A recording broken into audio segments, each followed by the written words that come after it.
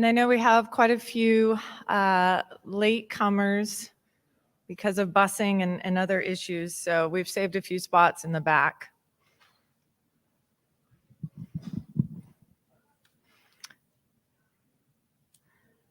All right, hi, good morning. I am Monica Church. I'm the Executive Director of the Frank Church Institute, and thank you all so much for coming. I just want to start with a couple of housekeeping items, and then I'll turn it over. First, many of our speakers today have books that they have recently written, and they are available for purchase in the bookstore, which is on the first floor of this building. And please think about picking up a copy and bringing it to one of the breakout sessions for them to sign it. By design, these conferences are free and open to the public. In fact, most of the Frank Church Institute programming is free, and that is made possible because of generous donations with people like you. Thank you to everyone who has donated in the past, especially our dedicated board of directors. If you enjoyed today's program, please think about donating to assure we can bring more of these kind of programs to Boise State and our community. For time's sake, we will not be taking audience questions for the panels, but I do have question cards in the back. Dr. Witt back there, if you raise your hand on that table back there, there are question cards. You can fill those out and bring them to the breakouts. We will take questions for the keynote speaker, and you can fill those out and hold them up while she is speaking. I will collect them, or someone will collect them, and at the end of her talk, we will have somebody ask those of her. I'd like you to please be sure to stay connected with the FCI. You'll see the QR codes around. If you'll fill those out, that way you'll get our newsletter. Be sure to follow us on Instagram and Twitter. Thank you to everyone that has made this day possible. A special thanks to Valerie Hayes, who's back there in the AV booth, and the entire School of Public Service here at Boise State. Thank you to the Frank Church Institute Board of Directors and to our endowed chair, Dr. Sam Martin, for making this possible. And a special thanks to Boise State Public Radio and my favorite morning host, George Prentice, who has helped to sponsor this event today. The Frank Church Institute values each and every one of you, and we are glad you're here today. And now, please help me give a warm welcome to Jessica James. She is the Tribal Youth Education Manager for the Shoshone-Bannock Tribes, and she is here to remind us all of our shared history.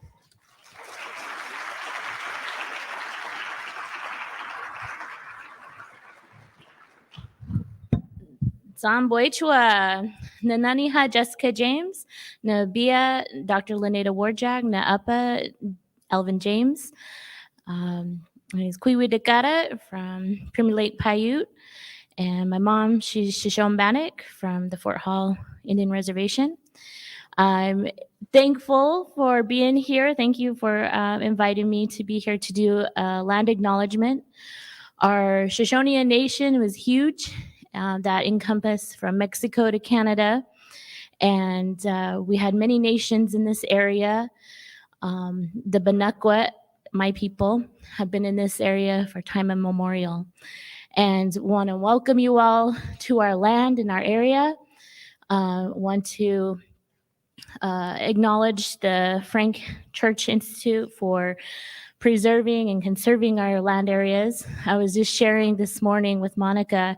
I have a picture that is apparently in the archives of my grandfather, Edward Queep, Bannock. He was signing papers with Frank Church to protect these lands and these areas.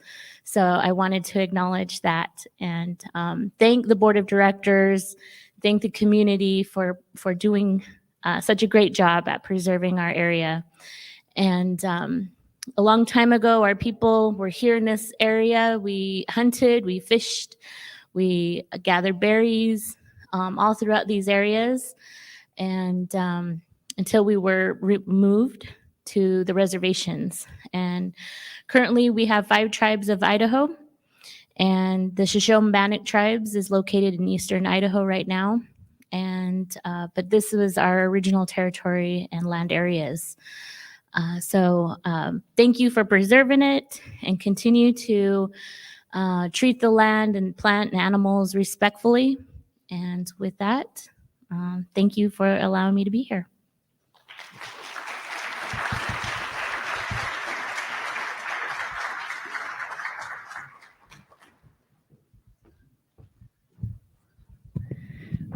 Welcome to the Frank Church Conference, Beyond Left and Right, Democracy in the 21st Century. Thank you to Jessica James for providing that land acknowledgement.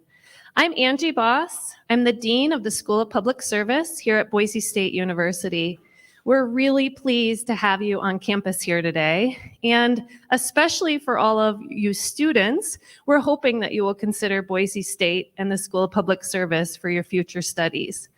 The School of Public Service's mission is pressing and more compelling than ever: to train students as the next generation of public service leaders and to conduct cutting-edge research to help solve our pressing public problems.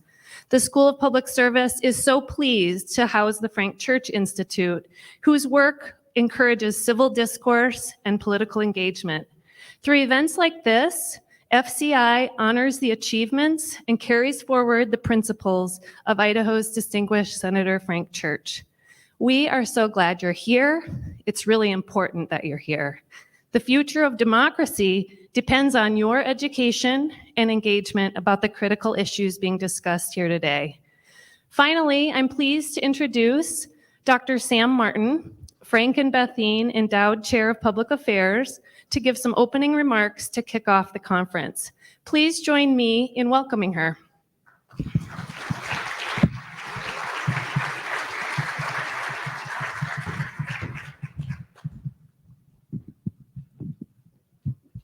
Good. I guess I'll follow my dean's example and hold this. Good morning and welcome. We are so delighted to have you with us here at Boise State today. Monica Church and I have been working on this tirelessly since we started 6 weeks ago in these roles, which I know doesn't sound like we could work very tirelessly for 6 weeks, but especially the high schoolers among us know that 6 weeks is a long time to study for something, and we have been studying hard. And in my family, we have a tradition. We're big Bronco fans in my family, and especially when the season starts. But whenever the Broncos have a game, we typically somebody will send out a group text and it says game day. And so when I was getting ready this morning, I texted Monica, game day, let's go. So it's game day. I see the high schoolers, you're tired and you're wondering if this is gonna be very boring, but it's game day. Okay, it's gonna be a good day. You don't have to be in class. And there's no exam at the end, but we're gonna try to keep you engaged. And so on behalf of Monica and myself and the School of Public Service and Boise State and the Frank Church Institute, I just want to welcome everyone and thank you for being here, because this is an extraordinary thing that we are doing, which is to gather, if you look around, to gather across generations. We have, I bet if we did a poll, we'd have someone here from almost every generation. If we, somebody here is a teenager, someone's in their 20s, someone's in their 30s, someone's in their 40s, someone's in their 50s, someone's in their 60s. I'll stop counting. But to gather across generations to talk about the state of democracy in Boise, in the state of Idaho, in the nation, and around the world, because democracy is in a real state. And we have some work to do. And I'm so happy that we have folks here who are just coming of age, because I remember being tired of hearing it, but apparently I should have heard it better. We have some work to do, okay? And we're counting on you we're counting on you. Those of you in the back, the reason we asked you to be here is because we're counting on you to help us, because we have some work to do. And so, as several people have said, I'm Dr. Sam Martin. I'm the Frank and Bethine Church Chair of Public Service here in the School of Public Service. And the School of Public Service is the most extraordinary interdisciplinary place I've ever been aware of. And the more I've learned about it, the more I understand why the Frank Church Institute, when it wanted to partner with a university, partnered with Boise State and the School of Public Service. And the reason is because, and for those of you who are trying to figure out what you'd like to do with your life, and when I went to college, I thought you sort of had to be like go into business or go into education or go into medicine. And I didn't really know how to do anything else.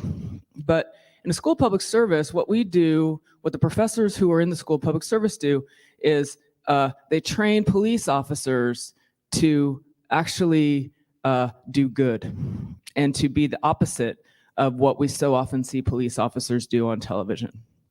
That's what you can learn to do in the School of Public Service.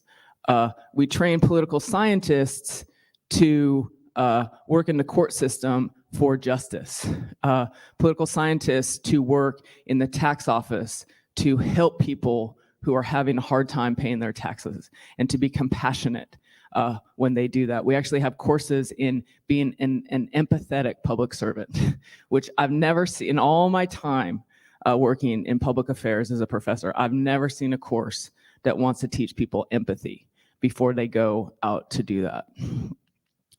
We train political scientists who want to go to law school, what it means to respect the law and not just want to use the law to have power. We train, we have the best environmental scientists I've ever seen, who get to be in the state of Idaho with, as was just acknowledged by our wonderful tribal leader, in a state that loves the land and wants to keep it pristine. And so I remember being a senior in high school and thinking, oh, why do I have to go to Boise State? It's terrible. It's okay, but you could go to School of Public Service, all right? So the Frank Church Institute, being in the School of Public Service at Boise State University with game day football, I mean, come on. So that is why we wanted you to be here, all right? So how do we make that happen? How do we have that? Because so many people have worked for so long to make this university and this school and this Frank Church Institute what it is.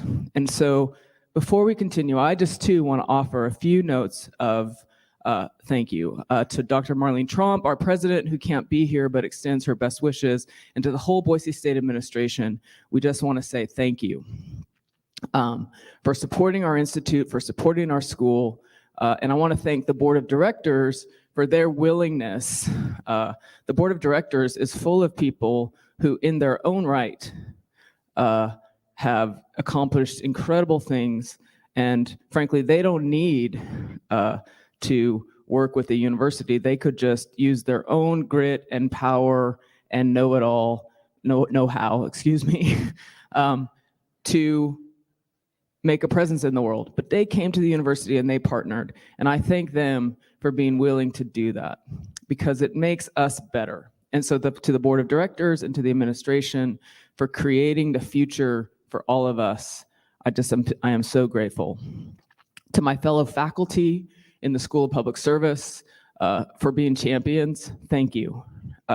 For supporting me in my time when I got here and welcoming me immediately, thank you. To the staff of the School of Public Service, and Valerie Hayes especially, just thank you. To a few members of the board especially who have welcomed me in ways that I never could have imagined I could be made to feel so welcome, especially Skip Oppenheimer, Gary Wensky, the former executive director, Russ Heller, the people who have just given me a boost of confidence and made sure that I felt welcome. I am so grateful, and I appreciate you so much.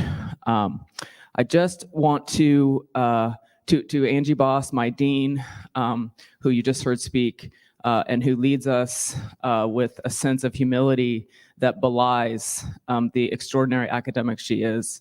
I'm blown away daily. And as Monica said, by design, this conference is free. Most high schoolers, most members of the public, these things usually cost a lot of money. When I go to academic conferences, they charge me hundreds of dollars to go. and to hear the people that you're going to get to hear today for free. And that's by design, and that's because of the hard work of so many people. I also want to mention that there are people in the back who want to register you to vote. If you're here and you're a high schooler and you're 18, please register to vote. Please participate in our democracy. Please do get ready to do the things that can make a real difference. And even if you're not of age to vote yet, please talk to the folks back there so you know exactly what to do. I registered to vote the day I turned 18. I had the good fortune that a woman who lived next door to me for my whole life worked in elections and could register voters, but it was the first thing I did when I turned 18, register to vote. And I have been a good voter ever since, and I encourage you to do the same thing. And finally, this is an especially exciting time for the Frank Church Institute as we are taking up the challenge of trying to be a positive force in protecting and helping democracy survive and thrive in the perilous 21st century. And it is very easy to look at the public sphere right now, and it's very easy to lose heart. It's very easy to feel like nothing you do matters. It's very easy to be a cynic. It's very easy to join the chorus that thinks the best days for democracy are behind us. It's very easy to decide the best thing to do is not participate. But as we begin today, I propose to you that this conference could be like a democracy laboratory for a day, a place where we can safely think about how to do democracy better. Every voice is welcome here, especially yours, especially yours. So I hope you will think today, not just about what you're going to hear in the next 5 or 6 hours, but how you can join us for the future. I hope you will think about how you can donate $5, how you can donate 5 hours, how you can be present at the Frank Church Institute, at a campaign office, with the League of Women Voters, however makes sense for you. Because democracy doesn't just happen on election day, it happens every day. Okay? So I hope you will send us an email when this is over, and I hope you will tell us what you're going to do to make sure that we never have January 6th happen again. Because whatever is your political belief system, whatever ideology you hold, democracy means we listen to hard ideas and we consider not just how we're right, but how we're wrong. The biggest problem facing us today is the failure to consider how we might be wrong. And so I encourage you today to ask yourself not just what you have right, but how you can learn. And that's the number one reason we are hosting this conference today. I often see a bumper sticker as I drive around Idaho, and it says, "Blue girl in a red state," and it makes me laugh. Not because well, let's face it, I do kind of identify with that, but nevertheless, if Frank Church were here, he might have had a sticker on his car that said, "Blue dude in a red state," because he was a Democratic senator in a Republican state. He was. But you know what? He went beyond left or right to serve the people of Idaho. And that's what Monica and I had in mind when we titled this conference, our first conference, Beyond Left or Right, the legacy of Frank Church. Okay? So I invite you to join in that legacy today and have a conversation today about how you can be who you are in a state that can do a better job listening. Thank you so much.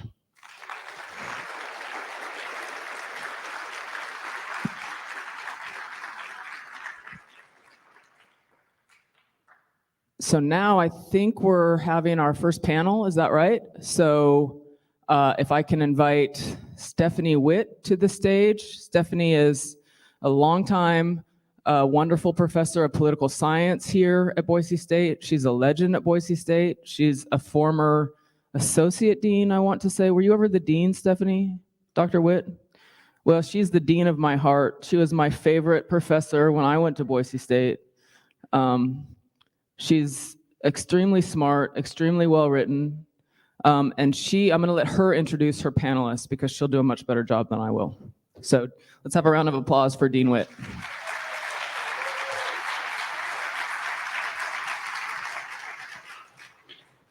Well, good morning, everybody. Yeah, come on up, panelists. It's kind of a long walk if you're in the back there.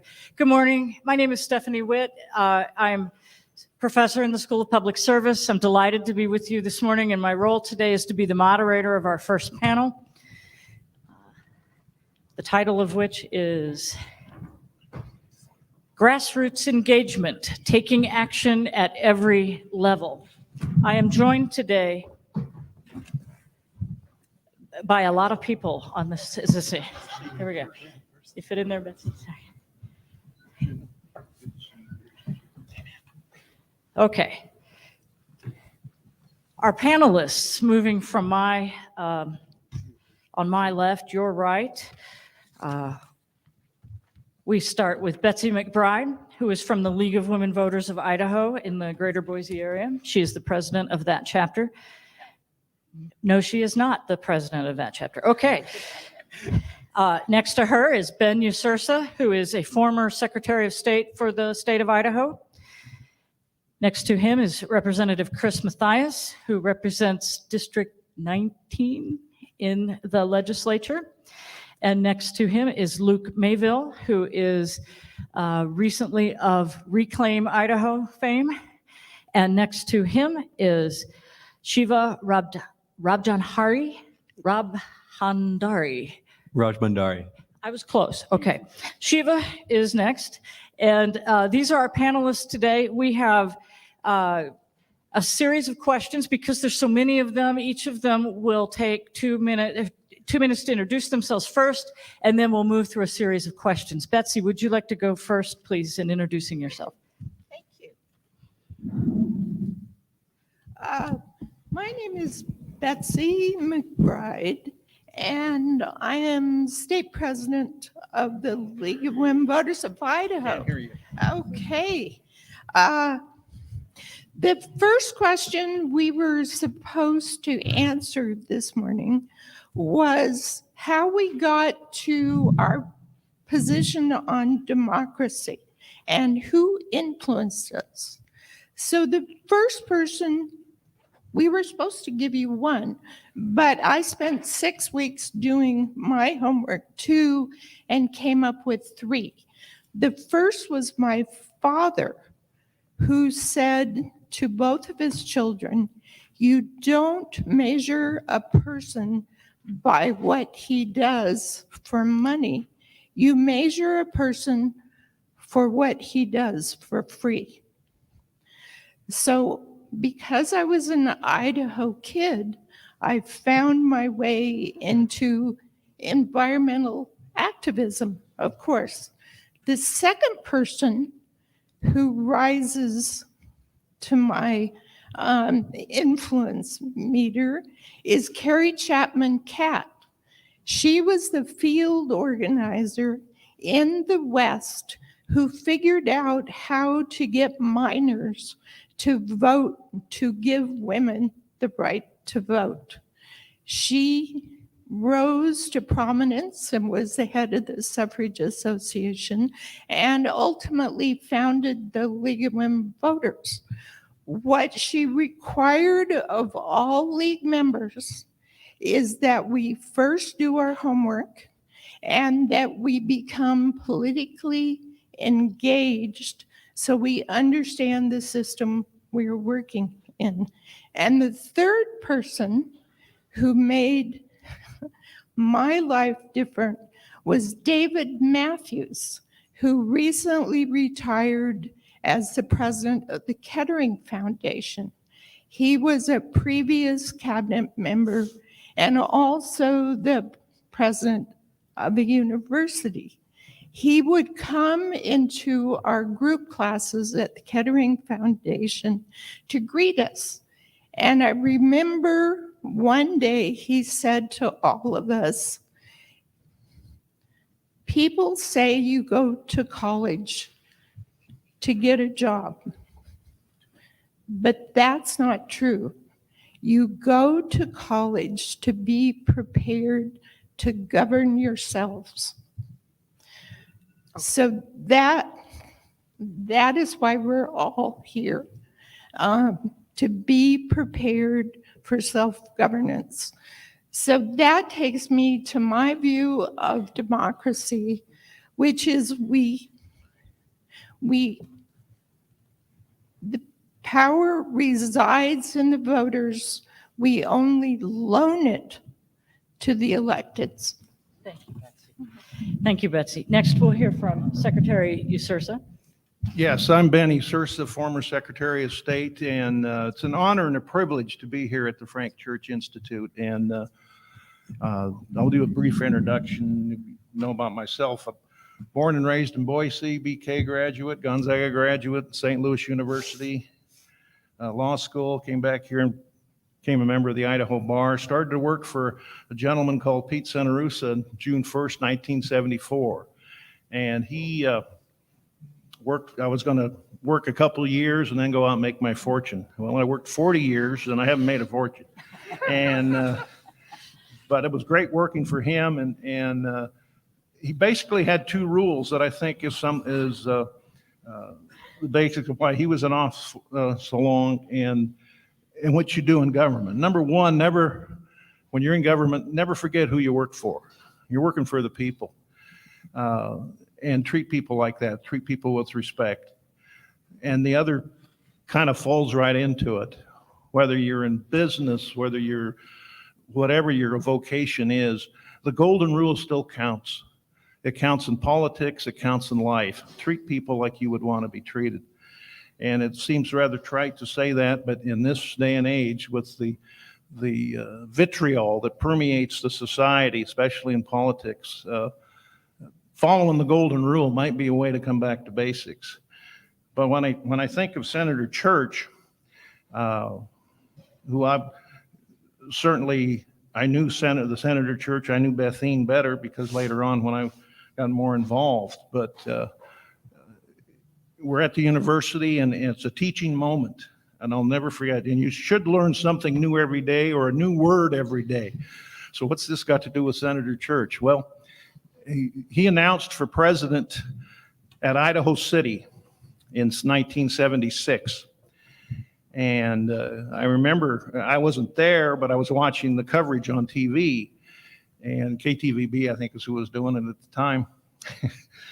And they were interviewing Carl Burke, who was Frank's campaign manager, I believe, or one of them. And he waxed eloquent on how Senator Church was going to win and do this, and it was very, very animated.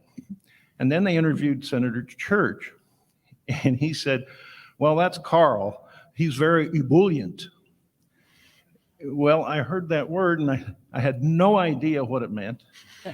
I looked it up in the dictionary, and it means overly vivacious and enthusiastic. So Senator Church was a teaching moment for me at that time. But it is, again, we'll go on. It's an honor and privilege to be here. Frank Church and Bethine Church were great Idahoans, but more importantly, they were great people. And it's an honor to be here at the Institute. Thank you, Secretary. Next, we'll hear from Representative Mathias. Thank you, Dr. Witt, and thanks to everyone for being here. I'll be really quick because, as you can tell, there is a lot of knowledge up here that I want to hear from as much as you do. So I'll be quick. My name is Representative Chris Mathias, Boise State graduate, class of 04. Go Broncos! And I'm going to start with the person who impacted me. Her name was Kathy Blair. She passed away about a decade ago. She was everything at the one-room schoolhouse I attended until I was about 8 years old. And there was a boy there who used to bully me incessantly. And she was the one, and I didn't know this was happening at the time, but she was the one who made me feel like I belonged, who made me feel included, and who made me feel like I was the smartest kid in the whole school. I wasn't. And I barely graduated high school. And when I graduated high school, I enlisted in the U.S. Coast Guard, which kicked off a lifelong commitment to public service. After I left the military, the GI Bill brought me here. I went off to be a law clerk for the U.S. Senate. I was the chief academic officer for the State Board of Education. I even managed the policy manual here at Boise State. When my 2 young children were extremely young, I stepped back. I didn't have a whole lot of time to volunteer. And when it was time to get back into public service, I asked myself, what would be the most fulfilling? What would be something that draws down on my skill set and my passions and my ability to work with people who think differently, then see differently than me? And I said, being a member of the legislature. I love state government and I love law. And that's how I ended up here. And I am grateful to my campaign treasurer, Monica Church. Next, we'll hear from Dr. Luke Mayville. Well, thank you everyone for being here. I grew up in North Idaho, the Sandpoint area. I later went on to be a co-founder of Reclaim Idaho. We're a grassroots organization across the state. We work on things like affordable health care, funding for public schools. But in my 20s, I spent a number of years teaching and writing in New York City.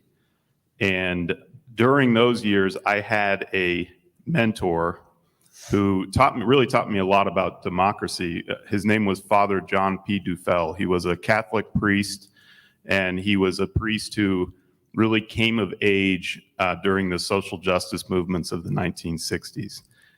And the basic idea that he really impressed on me was that every human being is a gift to the world, that all of us, each and every one of us, we're really supposed to enjoy this life, but beyond that, we're supposed to figure out what our gifts are and then use those gifts to help build a more just society.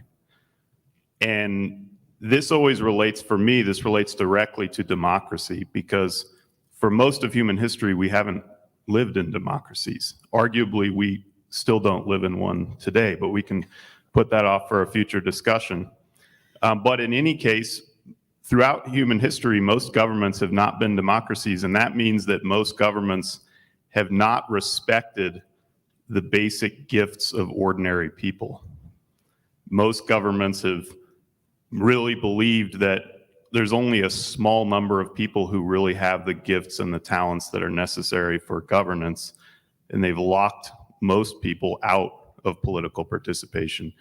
The beauty of democracy at its best is that it really unshackles all of us. It gives each and every one of us a chance to develop our gifts, to use them to help build a better society. And that's always stuck with me. And I think that's one of the chief reasons why democracy is so worth defending. And it's so important to come together at events like this to celebrate this idea of democracy. Thank you all so much. Thank you. Our final panelist is Trustee Shiva, who recently won election to the Boise School Board. Thank you, Dr. Witt. My name is Shiva Rajbandari. I use he, him pronouns. I'm a senior at Boise High, and I'm truly so honored to be here alongside these really esteemed panelists. I'm the first student on the Boise School District Board of Trustees, and I got there as a climate activist and as a community organizer for groups like Babe Vote and grassroots organizations like some of the ones represented here. And the people who got me here, there's quite a few, but I think all the students in the back know that it is our teachers that make democracy what it is. Luke's right, we don't live in a democracy today, but we're getting close. And our teachers are the ones who engage young people like me and tell us our voices matter, and tell us we belong in government, and tell us that we can change the world. And then it's our peers and our fellow students who make that a reality. So the person who impacted me the most was actually Miss Monica Church. She was Monica was my student council teacher and my AP capstone teacher.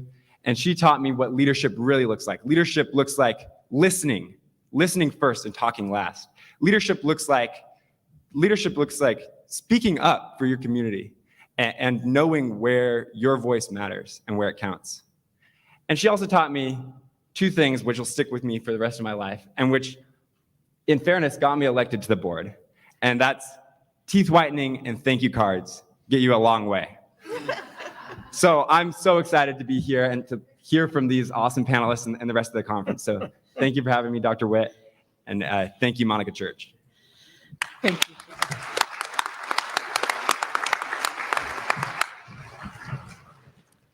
Because we have a robust number of participants on our panel, we have in advance selected who will answer the various questions. Our first question today is fielded to Representative Mathias, Dr.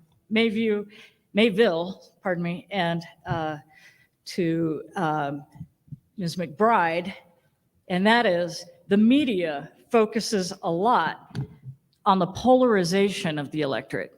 What do your experiences in working with political engagement groups tell you about how polarized the voting public actually is? Chris, would you like to start? Thank you, Dr. Witt. So the Idaho legislature is probably a nice place to start this conversation. It seems extremely polarized on the surface, but when you dig and you peel back layers of that onion, it's actually not as polarized as you would be led to believe. When you sit down, when you log off and you turn off your screens and you sit down around a cup of coffee or a lunch, what you will find is that there is often unanimity on what I call pressing policy matters. I used to think that a pressing policy matter was one where if everybody raised their hand and you said, is this something that you think the government should be talking about or focusing on, leave your hand up, and that, if everyone left their hand up, that must be a pressing policy matter. But now I'm not so sure, because you can walk into a room and someone could say something like, election fraud is stealing elections and we should be talking about that. So my old threshold test might not pertain anymore. So my working definition of a pressing policy matter is one in which you don't need the internet and you don't need television to become initially aware that it's a problem. Housing, you don't need the internet, you don't need Facebook to tell you that finding a place to live is a problem. Or for you who are homeowners, that your property taxes are problems, or trying to keep teachers in the classroom after years 2 and 3, that's a pressing policy problem. And so when you talk to people face to face, preferably with no cameras, you will find that there's not really that much polarization.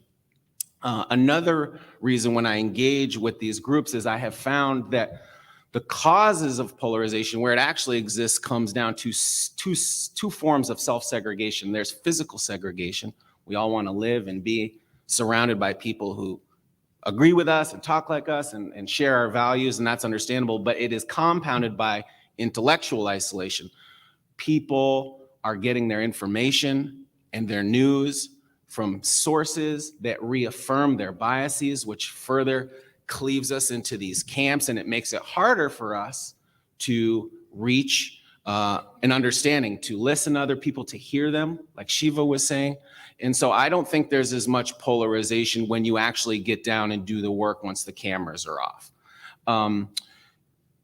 Lastly, the way we define polarization and the way we make determinations about whether polarization exists has a lot to do with the way survey questions are asked. If you ask someone whether they support strong public schools, a lot of people say, well, I don't like what they're doing. I don't like the way teachers are treating kids. I don't like all this indoctrination stuff. But if you ask them if they think the legislature should fulfill their Article 9, Section 1 obligation to fund a public school system, they'll say, oh yeah, the legislature should do that. And so a lot of this has to do with the way we ask people whether they agree or disagree with certain outcomes. And so against that backdrop, what my experience tells me is that any existing polarization we face really just requires a reversion back to basic decency and going out into places that we historically have not been, or that we haven't been in a long time, and just toning things down a little bit and getting better about listening to people who disagree with us, and that we'll be able to overcome any existing polarization.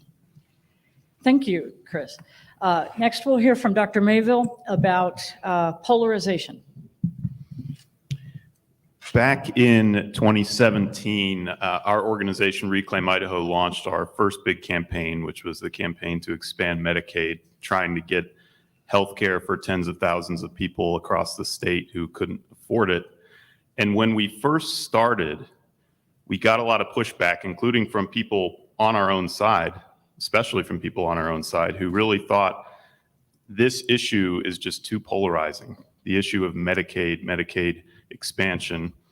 And they had a lot of arguments. They said, look, you might get quite a few people to support this idea, but a whole lot more are going to be viciously opposed to it because, after all, this is Idaho, and Medicaid is thought of as a form of welfare, which people don't like for one reason or another. It's thought of even as, by many people, as a form of socialism, which is dead on arrival for a lot of people. And this goes directly to Representative Mathias's point. What they often pointed to is, if you need evidence of how polarizing this issue is, just go on social media, turn on conservative talk radio, listen to how programs like Medicaid are viciously attacked. Our gambit early on, we had a belief that, in fact, we are not as polarized in person as we are on social media. Again, speaking directly to what Representative Mathias said, we're not as polarized in person as we are on talk radio or on cable TV. And with that in mind, our strategy was, okay, we're going to log off. We're going to actually go out into communities and see what people think about Medicaid expansion. So our first strategy was to take this old 1978 Dodge Tioga RV that we had, and we spray painted it bright green, and we put the slogan Medicaid for Idaho across the side of it, and we just started driving it all across Idaho to over 20 different communities. And when we went out into communities, we didn't hear a lot about, these polarizing buzzwords like socialism, welfare. What we did hear is that, people were going deep into debt as soon as someone in their family was diagnosed with cancer. Or what we did hear was we heard about a 36-year-old caregiver in Idaho Falls who died from a severe case of asthma because she couldn't afford a new inhaler. And what we learned is that when you dig down to the issues that are real issues in real people's lives, you actually can find a lot of surprising common ground. And it's really the work of good grassroots politics to go out there and find that common ground. Thank you, Luke. Appreciate that. Our final panelist on question 1 about polarization is Betsy McBride from the League of Women Voters. Thank you. I was really excited to get this question. We've always had polarization. There were a lot of people who didn't want to join the American Revolution. There were a lot of people who didn't want to integrate schools, but somehow the wicked problems of the past teach us that when people are brought together, problems can be solved. So Matt Leininger, in not a recent book right now, The Next Form of Democracy, said that Americans aren't very good at being governed anymore. What they expect is shared governance. So the good news is our world is filled with civic innovators that have created processes where diverse citizens with diverse life experiences, with diverse politics, can actually sit down and figure out the wicked problems of today. Now, we know that citizens are ready to be heard. The missing piece has frequently been that the gatekeepers haven't been ready to open the gates. A few months ago, I was on a Zoom call with people from King County, the region that includes Seattle. And they were telling about their climate change project.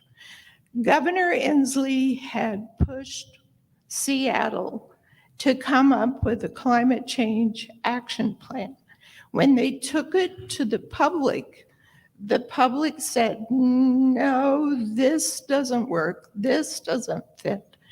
They threw it in the round file and figured out that the citizens had to identify the issues, they had to listen to diverse points of view, and collectively come to a public voice on how they wanted to respond to climate change. So the reason that this is an exciting question for this time in this place is because universities are frequently the locations for civic innovators that can share new processes and new thinking about shared governance. So congratulations to Boise State. Thank you. I don't know. I'm accepting on behalf of Boise State, I guess. We're going to move on to our second question now. And on this question, we will hear from Representative Mathias, Secretary Sursa, Trustee Shiva, my new name for him, and Betsy will follow that up. So question number 2, once a candidate is elected, how can engagement help and hinder the governing process? And how do elected officials keep supporters engaged between elections? Chris, we'll start with you. Thank you, Dr. Witt. And I will concede up front, this is probably the one question where I don't have nice, clean, simple answers for you, because there's a lot of competing pressures that I think once I entered the realm of elected politics that kind of came to the forefront for me. For example, when you run in a campaign, differences matter.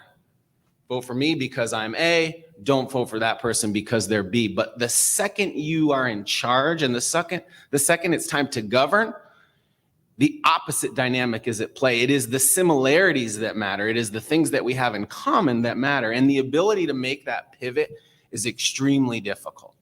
It's extremely difficult, especially in the era of constant communication and social media. And I will caveat, I use social media, I think, as a proxy for something else. I think social media is great. I was asked, actually, when I was at Boise High earlier this year, I was asked about information and news, and I struggled with my response, and I essentially word vomited out this answer, this idea that I feel like information and news is like food. The faster it comes to you, the less healthy it probably is for you overall. So take it with a grain of salt. Actually, don't add, no more salt, no more salt. So I think to answer the question, regular communication is key. Regular communication is key. It establishes trustworthiness, it establishes transparency and frankness, and that can come through social media, newsletters. I think that's important. On the other hand, another dynamic that I think is at play here is that I'm not sure that supporters always care about governing. There are a lot of people who are enthusiastic Chris Mathias supporters, for example, but the second it's time for me to go do my job, they want to have nothing to do with that. They don't care if I don't tell them what's happening at all because they don't want to know, they just trust me to do it. And so I think this is another one of those balances that people have to strike, is to what extent do supporters of an issue or a candidate actually care about the governance process? I know people who personally are just, after the elections are over, they're already looking for the next election because that is what motivates them and that is what inspires them. And I think we have to realize that not every supporter is the same, and making sure that you address particular needs is really important. And so to answer the question in short, engagement, how it can help and hinder, it needs to be constant. It needs to be clear and transparent. And to be honest, I think it needs to be delivered in new ways. I think people in elected office in particular, we have inherited a lot of ways of communicating that I don't think are necessarily helpful. For example, in my first year in the legislature, I realized that every Friday night when everyone is exhausted, we were all sitting down and writing a newsletter to send to our constituents, a summary of what just happened. 105 people all writing a summary of what just happened. And I asked myself, well, if I'm tired and 104 other people are doing this, well, why would I do this? Is there another way that I can engage? And so what I decided is that I would spend my weekends instead creating a 60-second video that would hit my supporters' email inboxes on Monday mornings that gives them a preview of the upcoming legislative week. And I don't chair a committee, I don't hold the gavel, but there are things that I think people should know about. I'm not saying my Monday morning legislative preview is a game changer, but it's how I think about things. I think you need to be consistent. I think you need to be transparent. And I think we need to kind of innovate and reevaluate how we communicate with our supporters. Thank you. Our next respondent is Secretary Usursa. Thank you. Good question, and you're probably going to get the perspective of, how do you stay in office? What do you do to your supporters? Social media was a new phrase when I retired, but I do have a comment here that I think Shiva and I have a special bond. You may not know that, but we're both passionate about democracy and voter participation, and no one can pronounce my last name or his.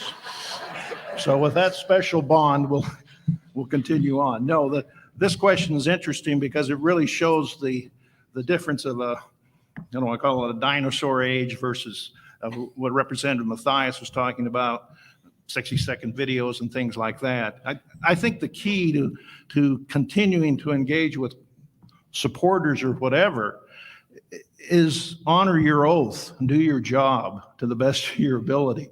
That's what you were elected to do. And be it supporters or whatever, you have a constituency. And how you convey that and do that has certainly changed over the years. I look back and I was probably in kind of a different situation. I was worked for a good gentleman, like I said, Mr. Santarusa. I was a 28-year apprentice and then took the job for 12 years. So I was around for a while. And I think, legislative race in Idaho and other things. I think in the future, Representative Mathias is the source, the type of how do you stay engaged with supporters or whatever. But the number one thing when you get up and take that oath of office is to execute and the duties of the office to the best of your ability. That's your number one way to engage in anything, is do your job, do it the best way you can. How do you go out and pat yourself on the back and get that out to folks?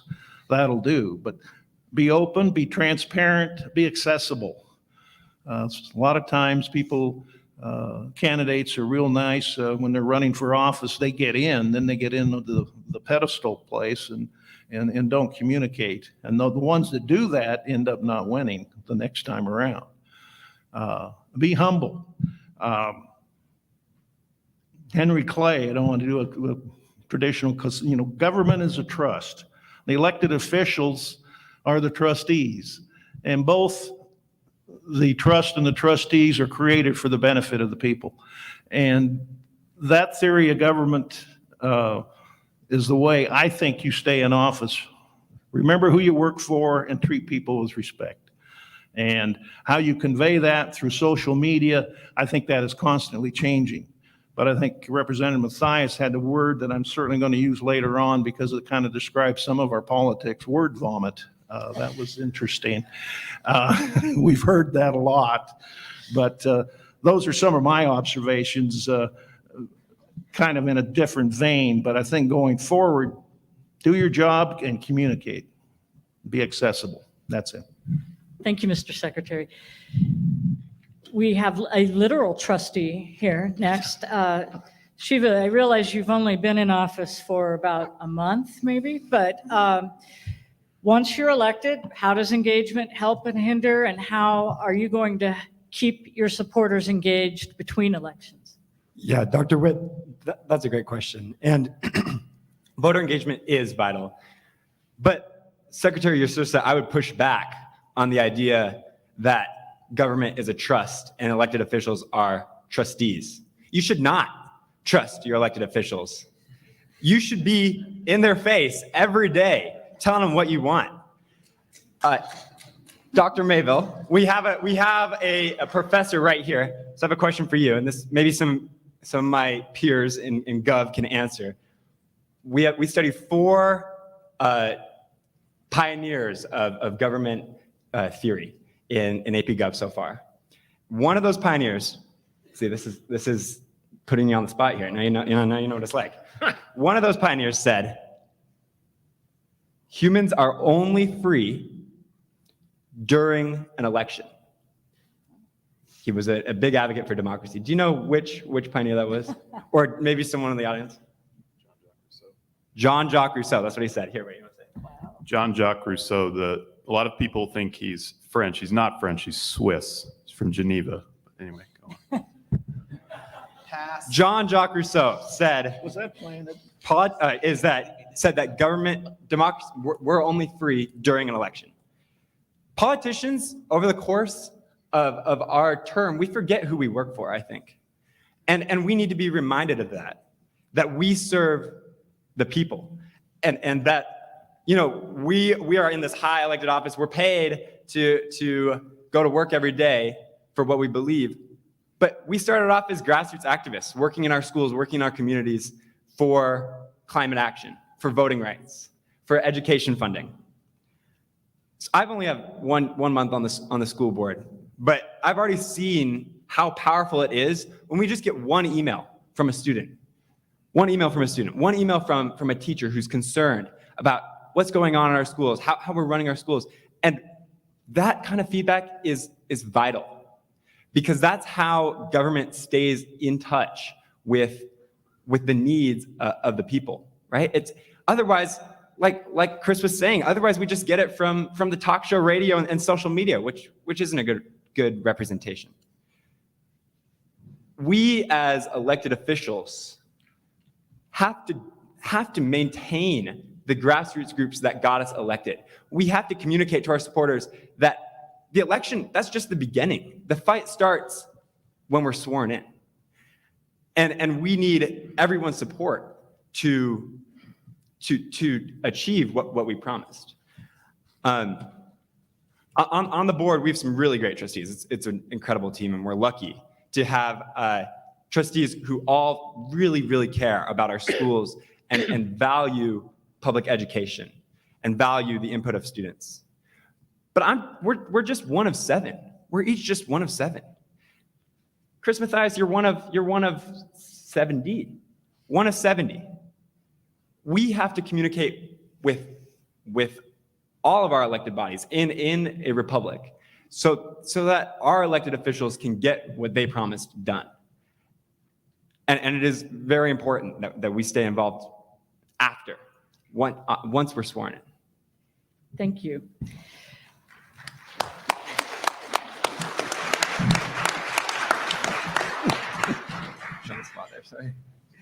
Betsy, you come at this from a slightly different angle.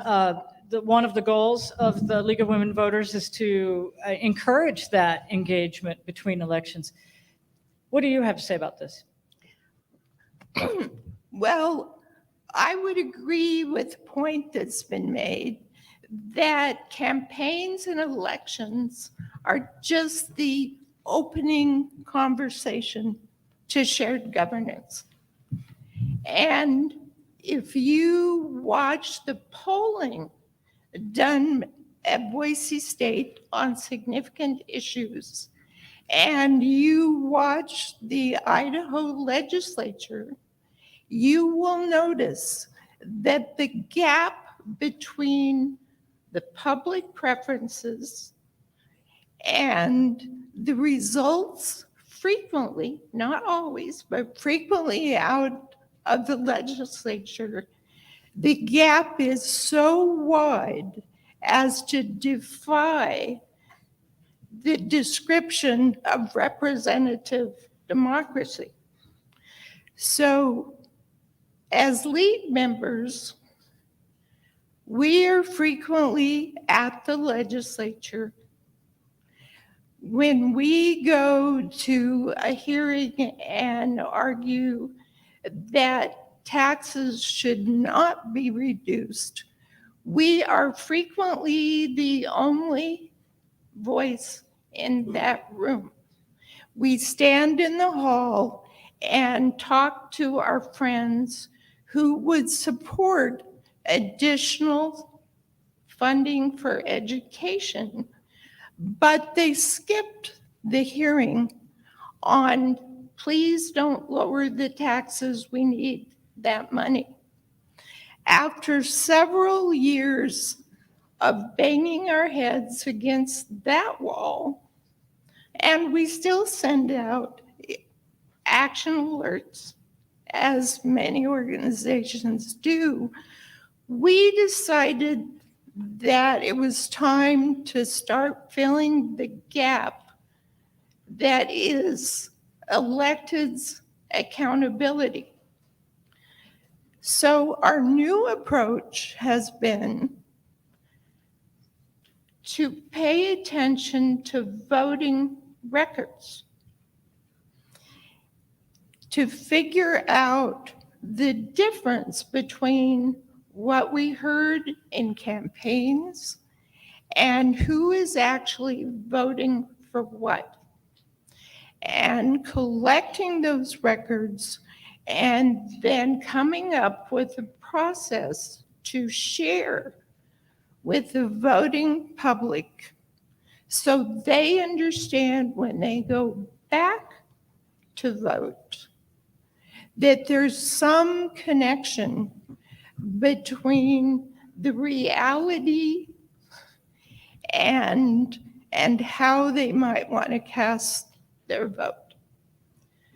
So it's easy to come up with an example in this room.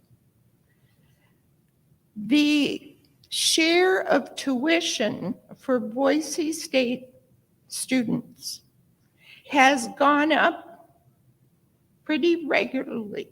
And the reason is because the state's share has gone down.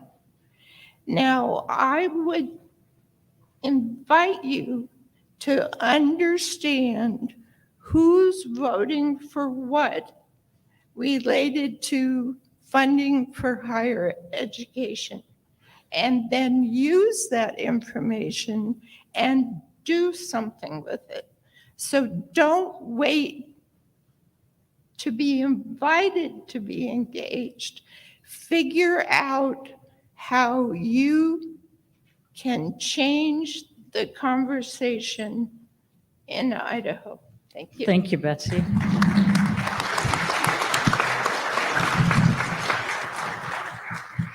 Our third question will go to Representative Mathias, Secretary of SURSA, and Dr. Mayville. We often hear people say, or we have heard people say, that voting is a privilege. And they argue that the trade-off between protecting the integrity of the vote and making it super easy to vote is the integrity of democracy. How can we protect both voting integrity and voting access? Does that mean we have to make it harder to vote? Chris. Thank you, Dr. Witt. And I just want to real briefly add to something Betsy just mentioned. During, there was an event about a month ago. There was thousands of people at this event, and a reporter asked me, what's next? You know, what should people be doing? And my response was, and this was not published because this is a nothing burger, but my response was, I'm not in the business of telling people what they should do. What I know is that if everybody engaged in civic life just a little bit, if everyone just put their paddle in the water just a little bit, did something that fulfills them, did it on a sustainable basis, once a week, once a month, whatever you can, that you will find something you love, and that will roll up into something bigger. And that's the type of civic engagement that I think Betsy's discussing. So you don't have to just join organizations or do things like that. Just, think free. But the short answer to the question is no. Voting does not have to be hard to be safe. Just like buying my groceries with a credit card doesn't have to be hard to be safe. I think anyone who's familiar with American Reconstruction era knows that this claim is tried and true in American history, that we have to make things hard to make them safe. That's just a lie. It's just a lie. It's not a privilege, it's a right. It's an unenumerated right. And there is plenty of case law going back explaining why the 14th Amendment protects this fundamental right. It is because of American history and the way that people who make this claim have tried to govern in the past that for 100 years in America, the 14th Amendment wasn't enough. People were still being denied the right to vote, which is why we had the civil rights era laws on housing and voting rights and things like that to try to bring some teeth to these constitutional provisions. So I think it's important to just tease fact from fiction here for a second. Do people steal groceries every once in a while? Yes. Do people fraudulently cast votes every once in a while? Yes. Is that the same as saying we need to tighten up the process to prevent those individual acts from happening? No, because just because an individual act of something happens doesn't mean that there is a coordinated, systematic, and intentional effort to achieve something more nefarious. As a legislator now, and a student of American history, I'm kind of excited to realize that I'm now in a position to do something about voter integrity, because most of the voter fraud in the United States in American history has not happened in the ballot box. It's happened in legislative chambers. Most of denying people the right to vote or preventing people from vote has come from legislators trying to manipulate their power, use their power for nefarious purposes, which is why, and I'll leave it at this, which is why the state of Alabama is right back at the Supreme Court for the same reason they're always at the Supreme Court when it comes to voting rights laws, because they are always trying to figure out ways to use their legislative power, whether it's through redistricting or statutory authority, to deny certain people the right to vote.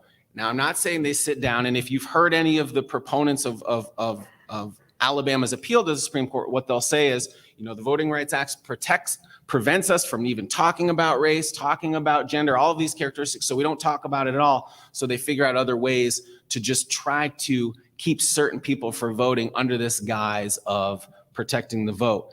And for that reason, I will just tell you, because I'm a student of American history, I think Alabama is going to win that case. I think the Supreme Court of the United States is going to get rid of the pre-clearance provisions in the Voting Rights Act, which means all of the states, essentially the old slaveholding states that have had to go through pre-clearance through Congress are no longer going to have to do that. And I think what we're going to see is a slew of voting rights laws right here in Idaho that are going to make it a lot harder for certain people to vote. So I hope you will join me in standing up and reminding these people that voting is a fundamental right under the Constitution. It's not a privilege.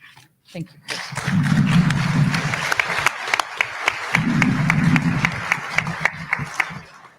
Thank you, Representative Mathias. I assume I'm next. You are next. Couldn't agree with you more. I worry about future voter suppression efforts that I think will be forthcoming in your body. And we need people to be very much aware of that. Can you have a safe, secure system and make it easy? Yes. I think participation is obviously the essence of democracy. I think voting is a two-way street. One, I personally believe, and I think Idaho has done a good job, and I was involved in a lot of it. The government has a role to make the process as open and accessible and as secure as possible. And I think, like I said, and I'll enumerate some of them where I think we've done a good job. There's always room for improvement. That's the role of government. Make it easy, make it accessible. We've got legislative leaders who have been quoted as saying voting should not be easy. I heartily disagree with that. And it's the duty of every citizen. It's a two-way street. We can put all the information you want out there, but if the citizen doesn't do his or her duty to be knowledgeable and be informed, it doesn't work. I'm reminded of a story of a folks talking. He says, I just don't know about these things, and coming out of, what's wrong with today? What's going on with our voting and whatever? And he says, well, I think it's ignorance and apathy. And the other gentleman says, well, I don't know about that, but I don't care. So we've got to get involved. Like I said, it's the duty. Now, in Idaho, I think we've done a good job. You want to get into history, and certainly I do get into it. But our turnout this last election was super. It was I use voting age population. That's not everybody that's registered. It's a larger figure. And it's ironic, maybe it's not ironic. Idaho's highest voter participation of voting age population since the 18-year-old vote was 1980, when Senator Frank Church ran and was defeated narrowly by Steve Sims in the Senate race. 69% of the voting age population participated in that election. And Dr. Witt would enjoy this statistic. The U.S. Senate race outpolled the presidential race. And that is a very rare occurrence. That, of course, was part of the Reagan landslide in 1980. But candidates and issues make turnout. And we had a very good turnout this last time. But some of the things that Idaho has, and I think we've done a good job of it in history, is we have election day registration. There's like 22, 23 states. How did Idaho get that? Well, we pulled it off, and it's been characterized as a liberal move years ago by the current Idaho GOP chairman, which is another story. We don't have that time. That was passed unanimously by all the Republicans, and there was one in both houses, Senate and the House, there was one dissenting vote on election day registration, and that was Representative Ken Robeson from Boise, who opposed it because it didn't apply to municipal elections, and we did do that the next year. So there was a bipartisan effort to do that. We also were involved in no excuse absentee voting. We used to have categories. I think it's ridiculous that you need to have any excuse to have your right to vote by absentee. And we don't have that. Some states do. We also have early in-person voting. We also have, and this was recently with some of the technology that Secretary Denny and others used to hook up with the DMV, we have online voter registration. So I think we can have a good, open, and accessible system that's secure. And I think Idaho was proof of that. So I think we ought to be happy about that, but we need to get folks involved. As I said earlier, I am worried about voter suppression efforts that will be forthcoming, no question. I think Representative Mathias knows that, and he has stood up on some of those bills that were suggested, and they'll come back again. So keep your eyes open and be alert on that. And a lot of them, not a lot of them, but some of them, absentee process, that's a big target. Certain folks don't like the absentee process. Thinks it favors one party or the other. The students are not looked at very kindly either by certain parts of our legislature. Thank you. And Mr. she, Secretary. okay, one line. You bet. One more line. Trust. Shiva talked about trust of officials. I do, from his viewpoint, I can thoroughly understand what he's saying. We need to have trust in not just our officials, but our election process. And I would recommend a report about my least favorite topic, the big lie, which says lost, not stolen, done by a bunch of conservative attorneys, including Ben Ginsberg, who was involved in the recount here with Hansen and Stallings years ago. And here's a quote from that report. If the American people lose trust that our elections are free and fair, we will lose our democracy. We need to engender that trust. And I think we have a good process here, but we have to be eternally vigilant to keep it. Thank you. Thank you.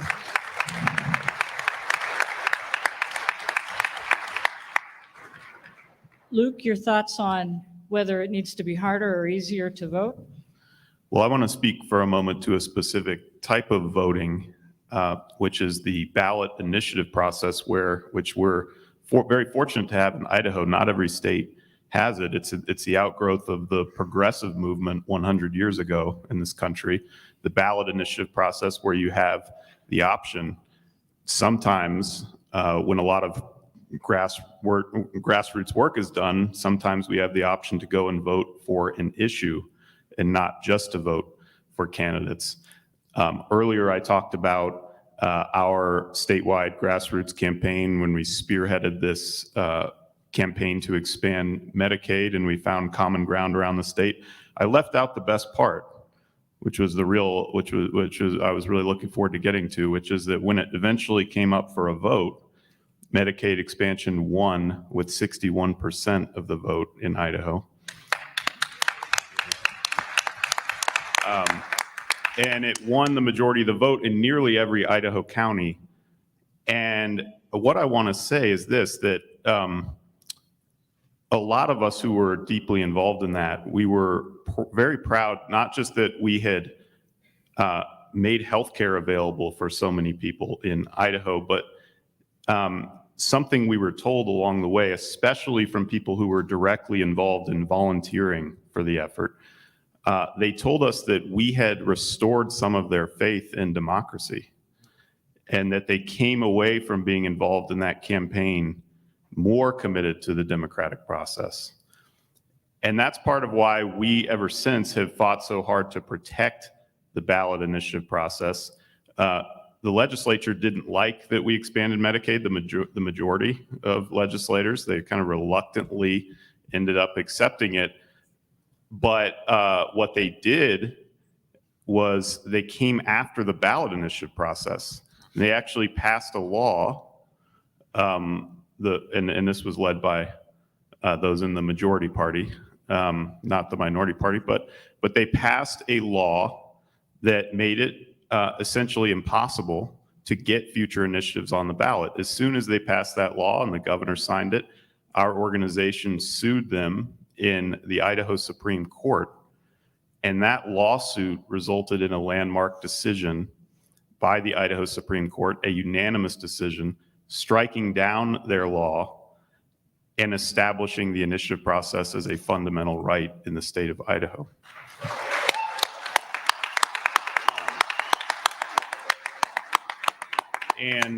And a big part of, we did that partly because we wanted to use the initiative process in the future for more good things, but we also did that because we were certain from our experience that participating in that process, very similar to participating in voting, really does keep faith alive, keep faith alive in democracy. And when you talk about these voter suppression efforts that are on the horizon that have already been attempted in Idaho and are very likely to come back soon, as Representative Mathias is saying, these types of voter suppression efforts, they do the opposite. Instead of restoring faith in democracy, they actually undermine faith in democracy.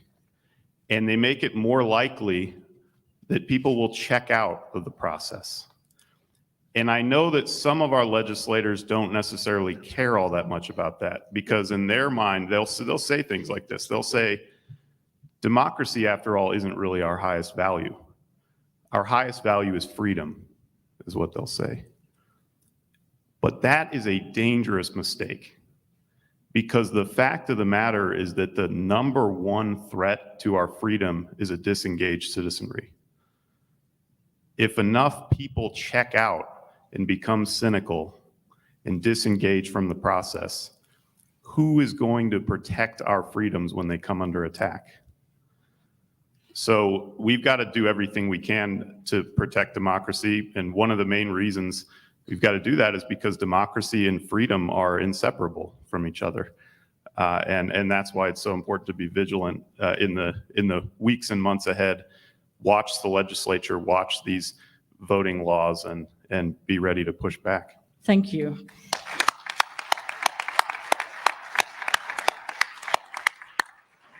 Unfortunately, we're going to have to leave off our fourth question, so I'm sorry about that. In the interest of time, I want to thank our panelists. Join me in thanking our panelists who took the time to be with us this morning. Thank you, thank you, thank you, thank you.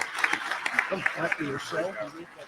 I suspect you have many other questions you would like to ask them, and you are encouraged to attend the breakout sessions later today where you'll have a chance to interact with the panelists in a smaller number, right? So thank you, everyone. Appreciate you. Thanks to the Church Institute for asking me to moderate. Good job, boys.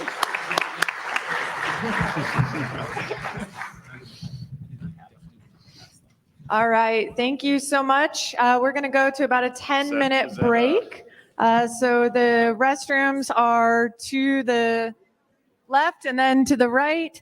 Please come back in about 10 minutes and our keynote speaker will be available.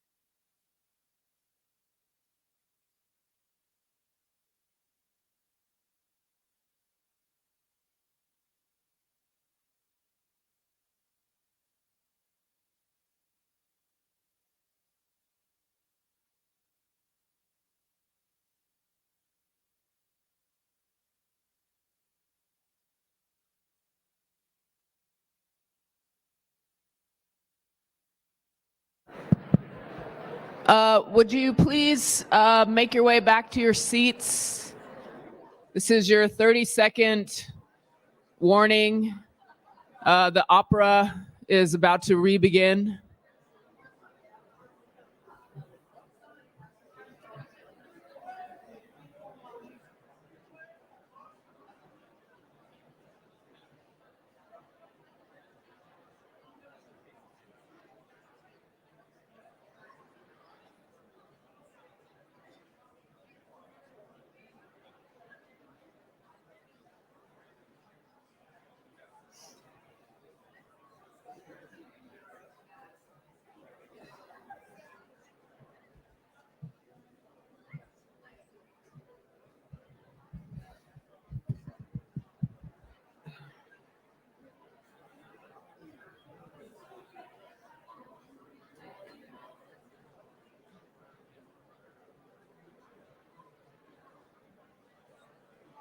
Okay, please take your seats.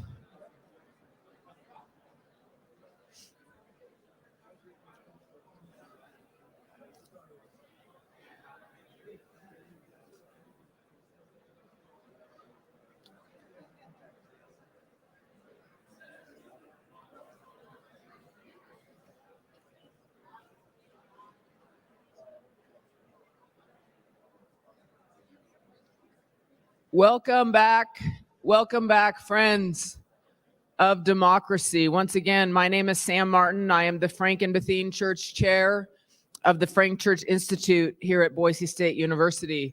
Wasn't that a great morning? And we have so much more in store for you. Yes. Thanks again to our panel.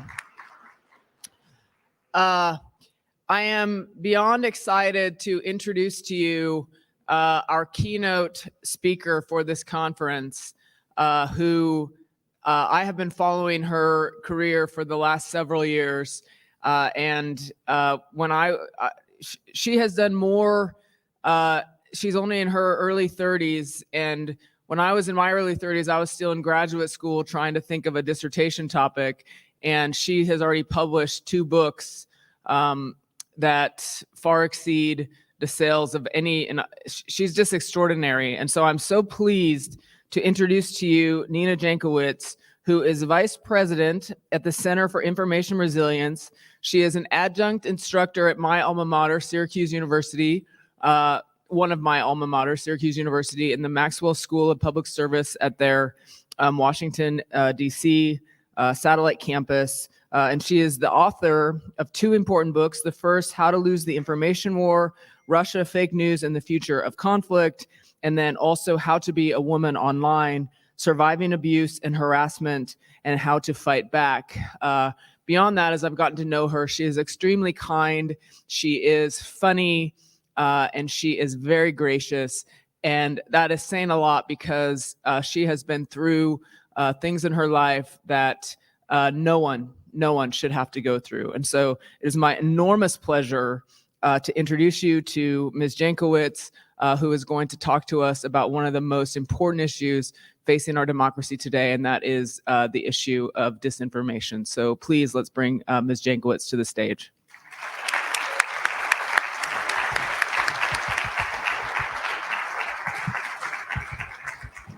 Hello, everyone, and thank you so much, Dr. Martin, for that kind introduction. Sam wrote me an email inviting me here, and it was during a low point for me. I was not feeling so great about my career after some things I'll tell you about in a second, and she just wrote me the kindest email, and I said, I must go to Boise, and I've learned that you don't say it Boise, it's Boise, right? Have I got that right? So I'm really thrilled to be here. I'm delighted to be speaking to you all, really, and to be visiting Boise for the first time. My favorite events are ones where I get to get out of Washington and get my ideas challenged and learn new things. And incidentally, I believe that these types of interactions are key to achieving the goals of this conference, reaching beyond left and right. So disinformation, the use of false or misleading information spread with malign intent, has both contributed to and been made possible by the polarization we're here to discuss today. I believe very strongly that individuals, not just journalists, not just governments, not just politicians, play a crucial role in winning the information war. As I begin, I want to dispel with the notion that disinformation is something that we should simply accept or something that's a normal part of politics. Disinformation is dismantling democracy here in the United States and around the world. Just last week, Vladimir Putin illegally annexed 4 more Ukrainian territories, the latest action in a bloody and senseless war built on a worldwide disinformation campaign. At home, over the past 6 years, we've seen millions of individuals taken in by disinformation, closing the already shrinking gap between the online and the offline. They have endangered public health, falsely claiming that the coronavirus isn't real or that COVID vaccines contain microchips meant to track us. And they've endangered public safety, storming the Capitol on January 6th, of course. Adherents of the QAnon conspiracy theory have engaged in violence. Just this past September, a Michigan man shot and killed his wife, the family dog, and injured his daughter after being radicalized by the theory. As we head to the polls for next month's midterm elections, 60% of voters will have a candidate who denies the results of the 2020 election on the ballot this fall. And as Sam mentioned, my own life has been markedly changed by disinformation. If not for a disinformation campaign against me and a working group I was meant to lead within the Department of Homeland Security, my family would not have been violently threatened, the working group would still exist, and I would still be serving in government. I wouldn't be here today. At its core, disinformation is antithetical to democracy. We need good information to participate in the democratic process, and those who traffic in disinformation are knowingly dismantling it. My own recent experience shows that this is a truth that 6 years after the revelations about Russian interference in the 2016 election came to light, we still seem not to fully understand it. And that's why I wrote my first book, How to Lose the Information War. It travels to the front lines of the conflict in Central and Eastern Europe and interviews the folks who have been in this battle much longer than we have. Today, I'm going to tell you a few stories. One from back in 2017 is the story of a group of American progressive activists that found themselves at the center of a Russian disinformation campaign. It shows the importance of the individual in countering disinformation and working to repair polarization. Another from the Czech Republic should be a warning to governments attempting to combat disinformation. And finally, the story of my own experience at the center of a disinformation campaign, which demonstrates how the US government still does not take this problem seriously and how partisan disinformation undermines democracy and inspires hate toward our fellow Americans. Ultimately, all 3 stories speak to an important point. Disinformation does not just come from outside our borders. Increasingly, the problem is inside the house. Our own political parties use the tactics of foreign adversaries to influence debate. We are doing our adversaries' work for them and becoming less free in the process. I noticed early in my career that there is a uniquely American hubris to our approach to disinformation, particularly of the Russian variety. We seem to think we're the first people this has happened to, when that couldn't be farther from the truth. Of course, the Soviet Union was involved in propaganda and active measures campaigns throughout the communist period, but in the internet era, Russia has auditioned and perfected its tactics in nations like Estonia, the Republic of Georgia, Poland, the Czech Republic, and Ukraine. I was in Ukraine working as a strategic communications advisor in Ukraine's foreign ministry during the 2016 election and its aftermath. While I was there, it became clear that while we in the West have been slow off the starting block, unable to recognize the dividing lines our societies that disinformation weaponizes, and unwilling to admit that our fellow citizens draw them, Russia has us lapped. Although its goal is increased global influence, Russia's disinformation campaigns operate on an undeniably human level, often employing local actors to cast a spell of plausible deniability and increase the authenticity of their message. Our response, however, exists almost entirely in 2 realms. The government realm so far has consisted of classified briefings, of taskers, of sanctions and talking points, While in the tech realm, executives believe in content moderation, fact-checking, and furious games of whack-a-troll, removing fake accounts created by malign actors only to see others pop up. Like the carnival game of whack-a-mole, whack-a-troll is all but unwinnable. Neither tech platforms nor governments nor journalists can fact-check their way out of the crisis of truth and trust that Western democracy currently faces. Keeping people at the heart of Western policy on the Kremlin's influence campaigns is critical not only in responding to Russia's online offensives, but in repairing the cracks in our democracies that allowed them to begin in the first place. If we don't, our efforts will become another cautionary tale and another example of how to lose the information war. Unlike many other stories about Russian disinformation, the one I'm about to tell you does not focus on botnets or the number of engagements a particular post or ad got. It's not about the 2016 election, and it's only tangentially about former President Trump. It'll challenge many popular conceptions about disinformation you have, and hopefully, it will inform how you think about this problem, not as one that targets one political party more than another, but one that threatens our democracy, no matter your party affiliation. It also shows us that part of any strategy to win the information war needs to think about how we arm individuals in this fight. What tools do they need to navigate an increasingly treacherous information environment? The story begins just over 4 years ago on October 19th, 2018, when a criminal complaint on a Russian interference investigation in the 2016 election was unsealed. It lays out how the St. Petersburg-based Internet Research Agency, or IRA, funded and implemented its online influence activities in the United States. The level of detail is astonishing. The complaint covers the budget of the so-called troll factory, or as the document refers to it, the conspiracy. It reveals the conspiracy's organizational structure and details communications between employees of the IRA. But one detail in particular stood out to me. On or about July 1st, 2017, the complaint reads, a member of the conspiracy contacted the Facebook accounts for 3 real U.S. organizations to inquire about collaborating with these groups on an anti-President Trump flash mob at the White House, which was already being organized by the groups for July 4th, 2017. The detail was shockingly familiar. Community theater has always been a hobby of mine, and I recalled friends posting about an Independence Day flash mob.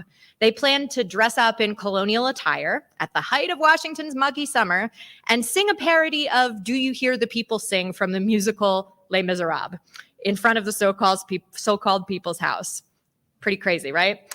The event for the so-called flash mob had long since been removed from Facebook, but in the age of live streaming, it wasn't difficult for me to find videos of the festivities where several hundred people gathered in front of the White House on a sunny, sweaty Washington Independence Day.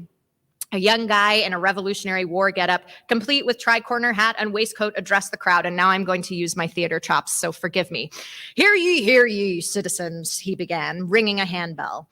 Resist the rule of the treasonous King Donald, who has betrayed the Republic and offered his soul and conscience to the Tsar of Russia and consigned American welfare to ruin. Declare your independence from this stupid, stubborn, worthless, brutish man. God save the United States. How's my dude in a tri-corner hat? So okay? The crowd waved their American flags and cheered. According to the criminal complaint, the Internet Research Agency spent $80 to buy ads on Facebook to promote the event. In an entirely unexpected collision of my 2 great loves, it seemed that Russia had weaponized show tunes. I soon found myself down a bizarre rabbit hole, having coffee with one of the event's organizers, Ryan Clayton, who had no idea until I told him that he had been an unwitting victim of Russian election meddling a couple of years ago. His oblivion triggered a troubling question for me. How many Americans are currently in Facebook groups or Twitter threads where Russian actors are laundering disinformation, seeding it within authentic American discourse? And how many just don't understand how sophisticated many of these operations are?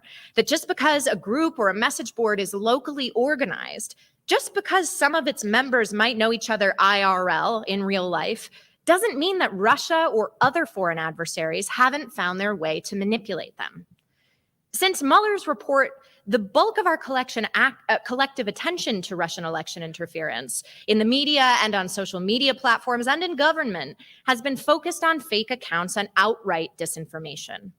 Companies like Facebook and Twitter issue regular takedown reports as part of their furious game of whack-a-troll, and Congress's focus has been on illicit purchases of campaign ads and content moderation policies. But online information operations have also become more diffuse and more sophisticated, adapting their tactics to increase scrutiny. Rather than simply creating fake accounts, Russian operatives are also infiltrating authentic American activism and using American voices to turn us against one another. It was part of the toolkit even in 2016, and my research shows that our collective retreat into more private spaces on the internet leaves us even more vulnerable to such manipulation today. This is a complex strategy that's far more difficult for the US government and tech companies to combat, and one that is especially powerful during times of civil unrest and uncertainty, like the coronavirus crisis or the January 6th insurrection. The story of that July 4th flash mob is a timely warning of just how vulnerable we continue to be to sophisticated foreign and domestic machinations. I decided to seek out the flash mob's organizers to learn more. Ryan Clayton was the leader of Americans Take Action, a progressive activist group that was one of the core organizers of the protest. After nearly 2 decades working in politics as a campaign manager, political advertiser, and bona fide political rabble-rouser, the Trump era had done him in. When he protested at an event for a right-wing activist, James O'Keefe, several attendees put him in a chokehold and threw him down a flight of stairs, an incident that he says left him with depression and post-traumatic stress disorder. He left the country in search of solitude. His group's website had seemed defunct, but I sent out an interview request anyway. A few hours later, Clayton replied, "Thank you for bringing this to our attention," along with a few choice expletives. I met him a few days later in a Washington, D.C. coffee shop just before the 2018 midterm elections.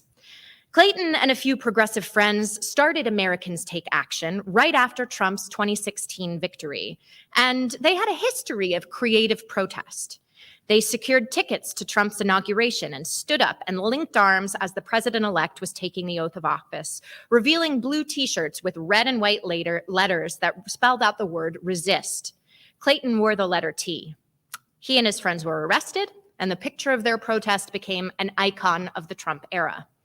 At the Conservative Political Action Conference that year, Clayton and Americans Take Action handed out Russian flags emblazoned with Trump's name in gold letters during the address to the attendees. And they were found out and ejected from the speech, of course, but not before hundreds of the attendees, unaware that they were waving the Russian flag, started chanting USA, USA. A few months later, Americans Take Action attended the Washington Nationals baseball home opener and dropped a resist banner from the upper levels of the stadium. These are the events that Americans Take Action had built their movement around. The July 4th flash mob was no different. They wanted to create a positive environment where people could protest on July 4th. A few hundred people attended, and Clayton describes that as an outlier for their events. They chalked up the high attendance to the creativity of the event. We definitely had no idea there was somebody sitting in the IRA social media unit drilling psychographically targeted ads to people like us, Clayton said. They did know, however, that somebody was advertising the event. Several progressive Facebook activist groups came together at the last minute to organize a call right before the protests. The groups got on that call, and Clayton vaguely remembers someone mentioning an offer of free advertising. They had popped up in their Facebook messages. Clayton hesitated, albeit only a little. I remember thinking, he told me, "What's the group? It's not like Politicians for Killing Puppies or something, is it?" He thought it had the word resistance in it. Given that, quote, most progressive organizations function in operational poverty, he told me, the group decided they would allow the ads to run. According to the criminal complaint, the organizers were actually communicating with an internet research agency employee posing as Helen Christopherson, one of the IRA's carefully cultivated fake profiles. Created in May 2015, Christopherson claimed to live in New York City. Her hometown, she said, was Charleston, South Carolina. Quote, while concealing its true identity, location, and purpose, the 2018 criminal complaint says, the conspiracy used the false U.S. persona of Helen Christopherson to contact individuals and groups in the United States to promote protests, rallies, and marches, including by funding advertising, flyers, and rally supplies.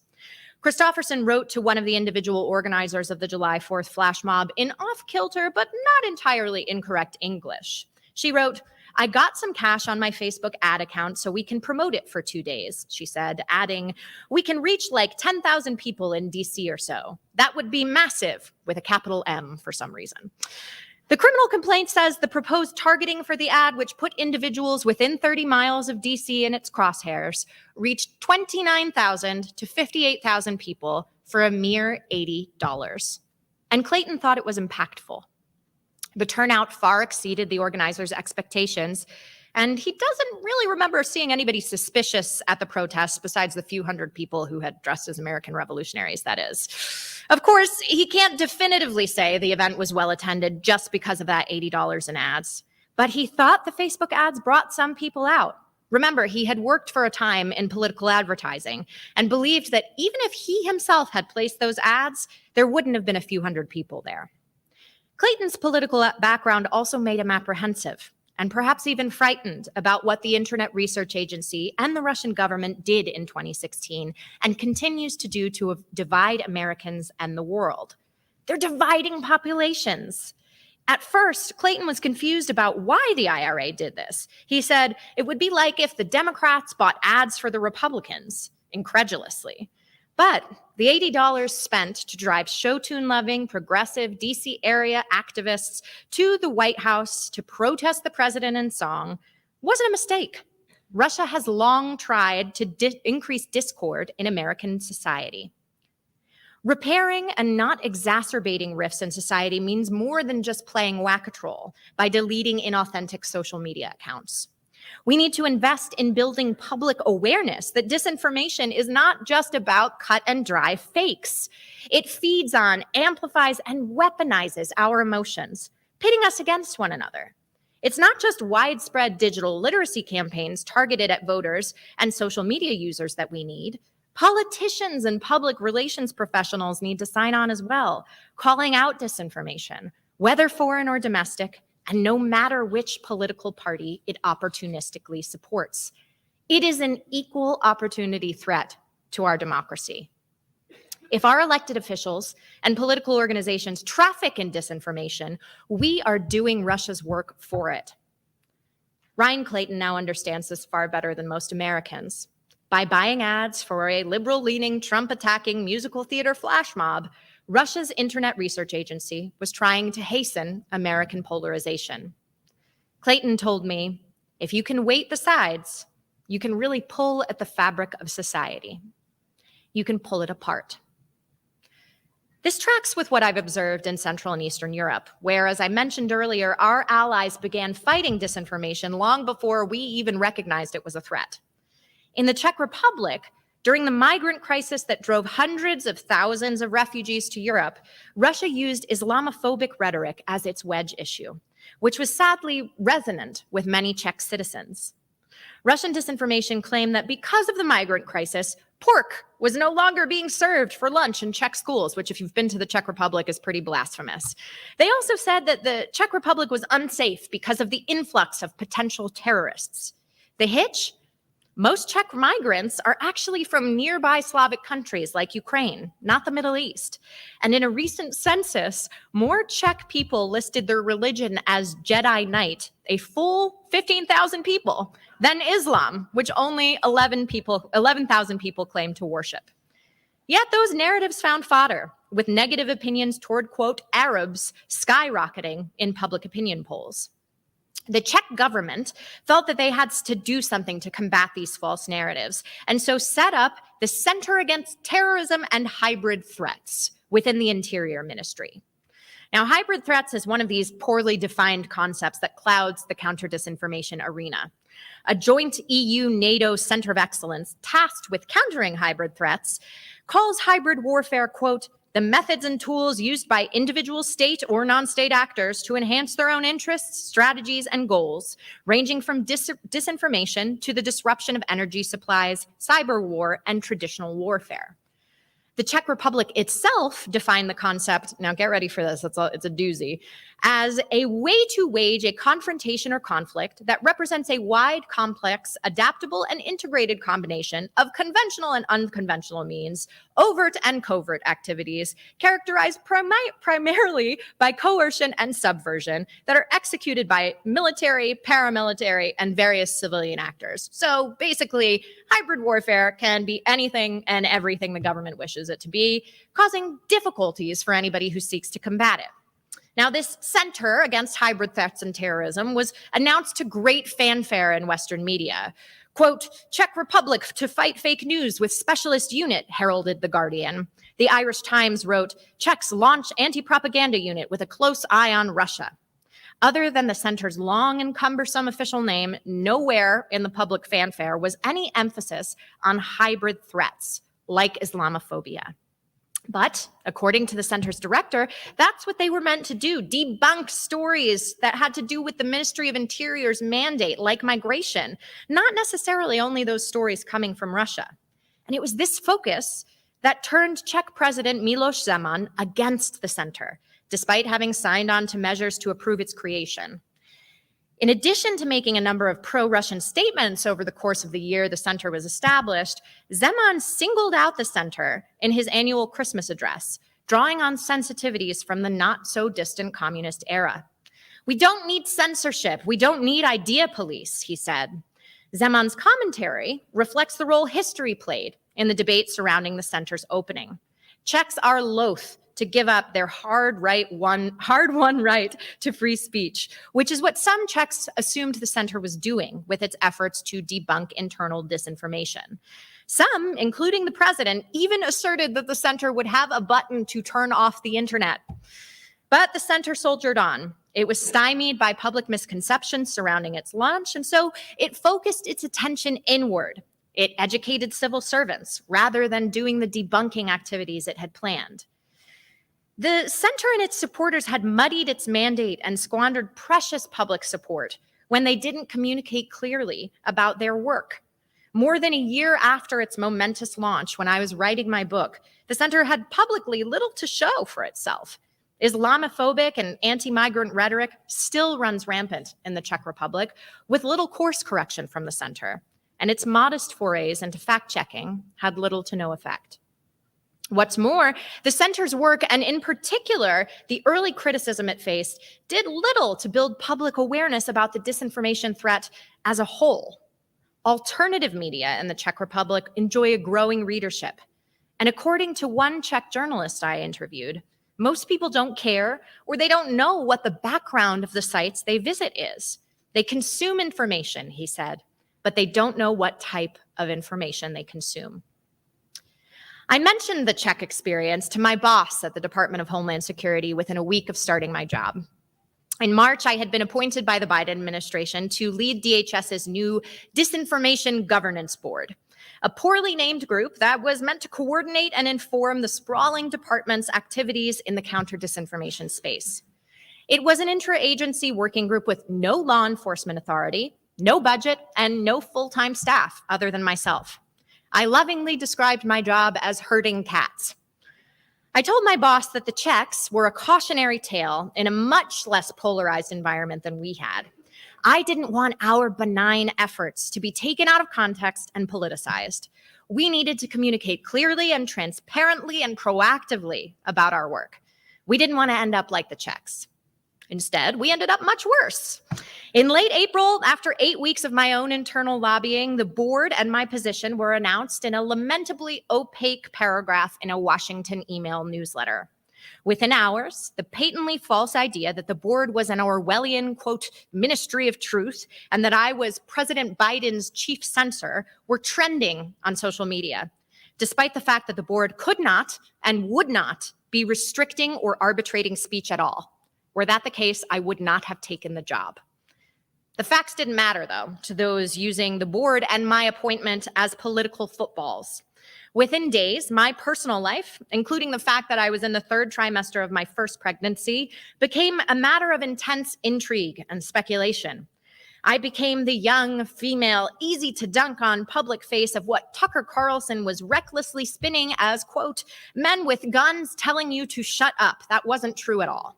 My professional reputation, which to that point had been characterized on both sides of the aisle by reasonable, careful analysis and respectable bipartisan work, was undermined. My analysis of counter-disinformation approaches that protected national security and freedom of speech while ensuring that marginalized voices like women and people of color were not silenced was totally ignored. Congressional Republicans and right-wing media characterized me as an unhinged, partisan, unserious, dangerous fascist. I received an onslaught of sexualized online abuse. My family, including my unborn child, was threatened. And it was really hard for me as I was going through all of this to imagine a man in my position receiving similarly gendered abuse or that amount of abuse at all.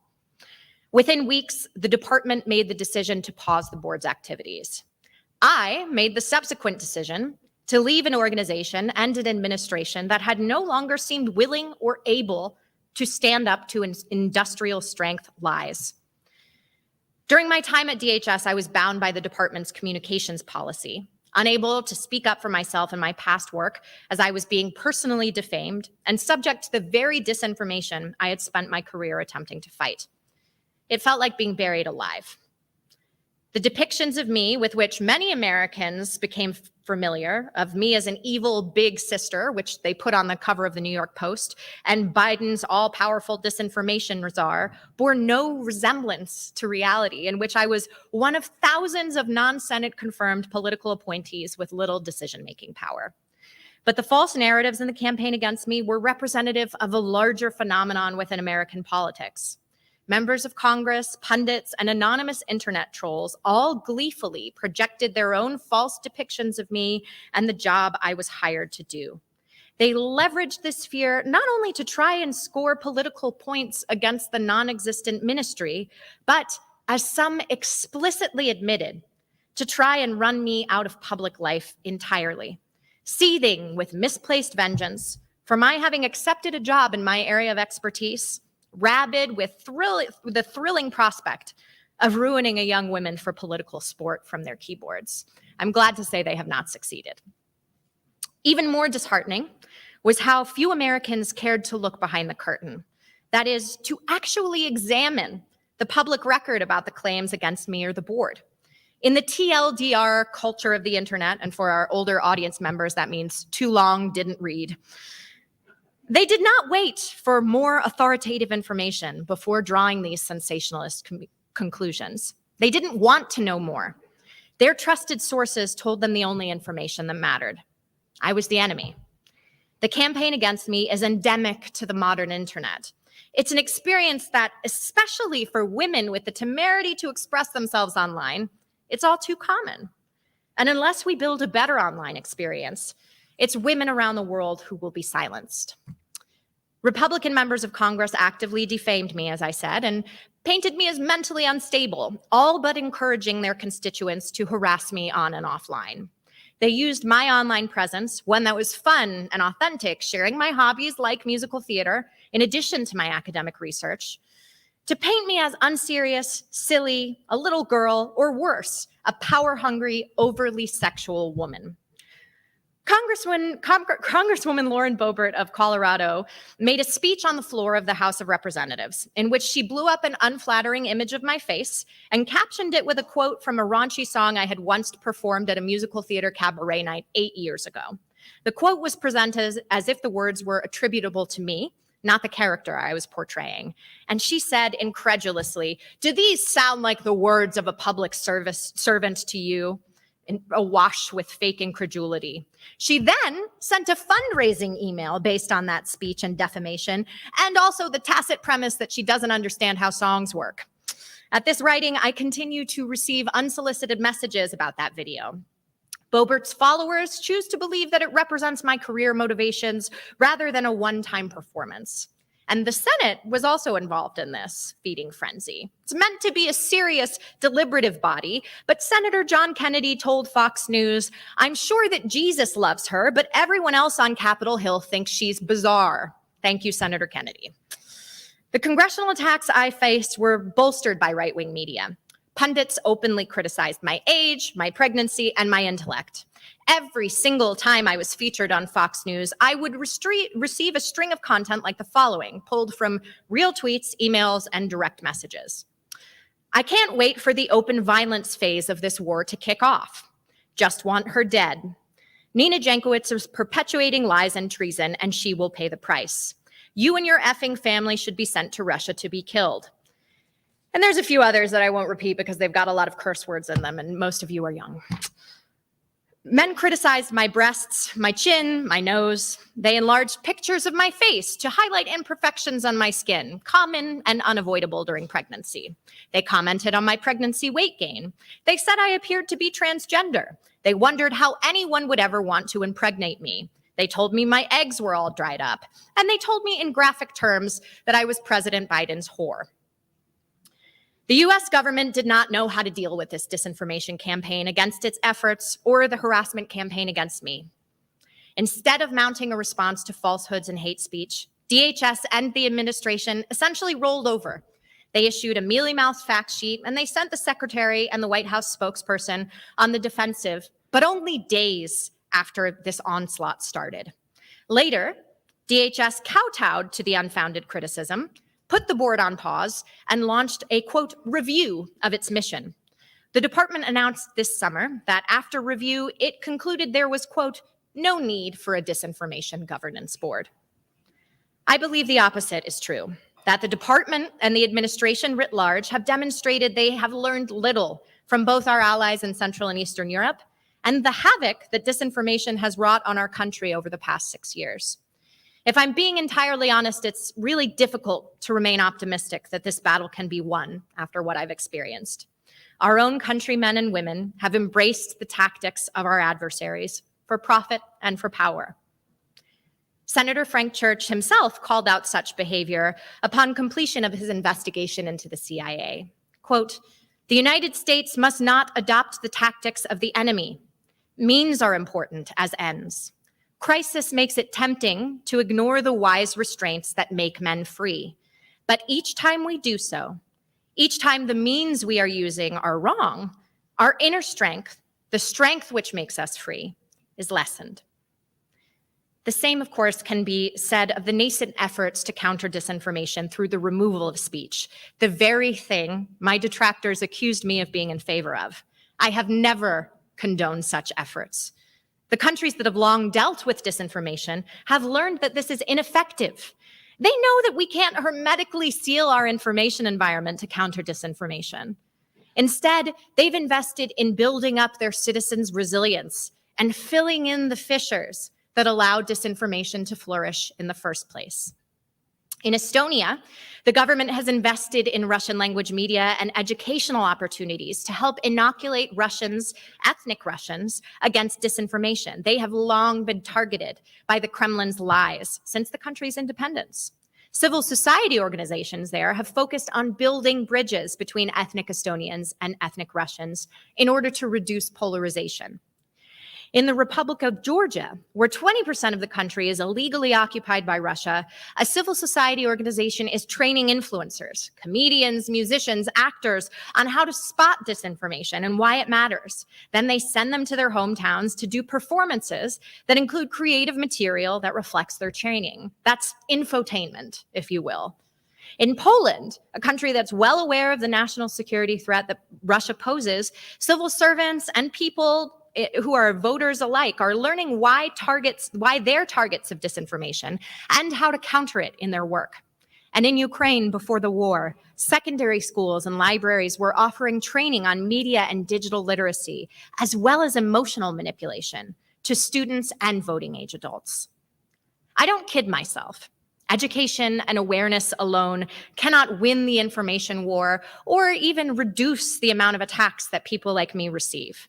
It's going to take a long-term investment through events like this to even win a single battle. But in countries where disinformation emanating both from Russia and from domestic sources has long been a reality of life, empowering people to be active and engaged members of society through investments in the information space and in people themselves is always a part of the solution. The circumspection that comes from these efforts also helps to reduce polarization. While platforms, governments, and civil society organizations play losing games of fact-checking and wield their digital cudgels, whacking all manner of trolls, bad actors continue to manipulate and amplify our weaknesses. Moscow will continue to attempt to influence our democracy as it has for decades. And now that the Kremlin has written the textbook on how to do so, other bad actors, both foreign and domestic, are imitating Russian tactics. To prepare for these future attacks on democracy, and indeed even attacks from within, we need to invest in the key players in the democratic process, people. Thomas Jefferson recognized this, writing in 1820, "I know of no safe depository of the ultimate powers of society but the people themselves. And if we think them not enlightened enough to exercise their control with a wholesome discretion, the remedy is not to take it from them, but to inform their discretion by education." And that's where you come in. I hope that if you walk away with one idea from my speech today, it's that individuals have incredible power. You're on the front lines of the information war. Make every tweet you send, TikTok you post, and Facebook post you interact with truthful. Remember that there's a human being on the other side of the screen. And reject companies, campaigns, and candidates that profit from manipulating our emotions. With your help, I think we can return reality and civility to our public discourse and disincentivize the disinformation that's degrading our democracy. Thank you.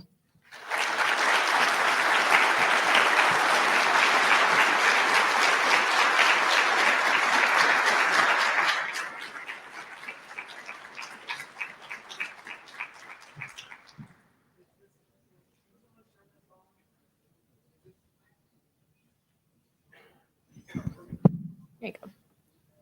Thank you so much. Hello. Hello? Is it on? Is it working? Can someone turn on this blue mic that Sam is holding? No? No one can? Oh, that sounds promising. Thank you. Oh.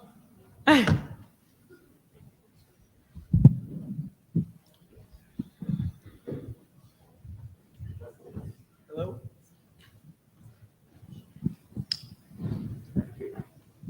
Hello? Oh. Thank you so much, Nina. I passed some paper around. A lot of you seemed very confused, but if there was a question that popped into your mind or you wrote a question down, if you just hold it in the air, someone will come by and grab that from you. We only have time for a few questions, but we'll also have, Nina will be in a breakout session this afternoon when we can ask her more. I'm going to start it off by asking a question that you read a wonderful quote by Senator Church about means and ends. But you also know, as well as anyone on the planet, some people don't care about means, they really care about ends. And you closed by reminding us that everyone's a human being. And you've said to me, commented to me, that you even try to remember that people who say the most hateful things that one can imagine, those are even human beings. So can you offer some advice about how we can combat disinformation that can be just cruel without becoming, while being realistic about who we're up against? Yeah, absolutely. So I think it was something important to understand is that disinformers and people who are engaging in hate speech online often want you to amplify them.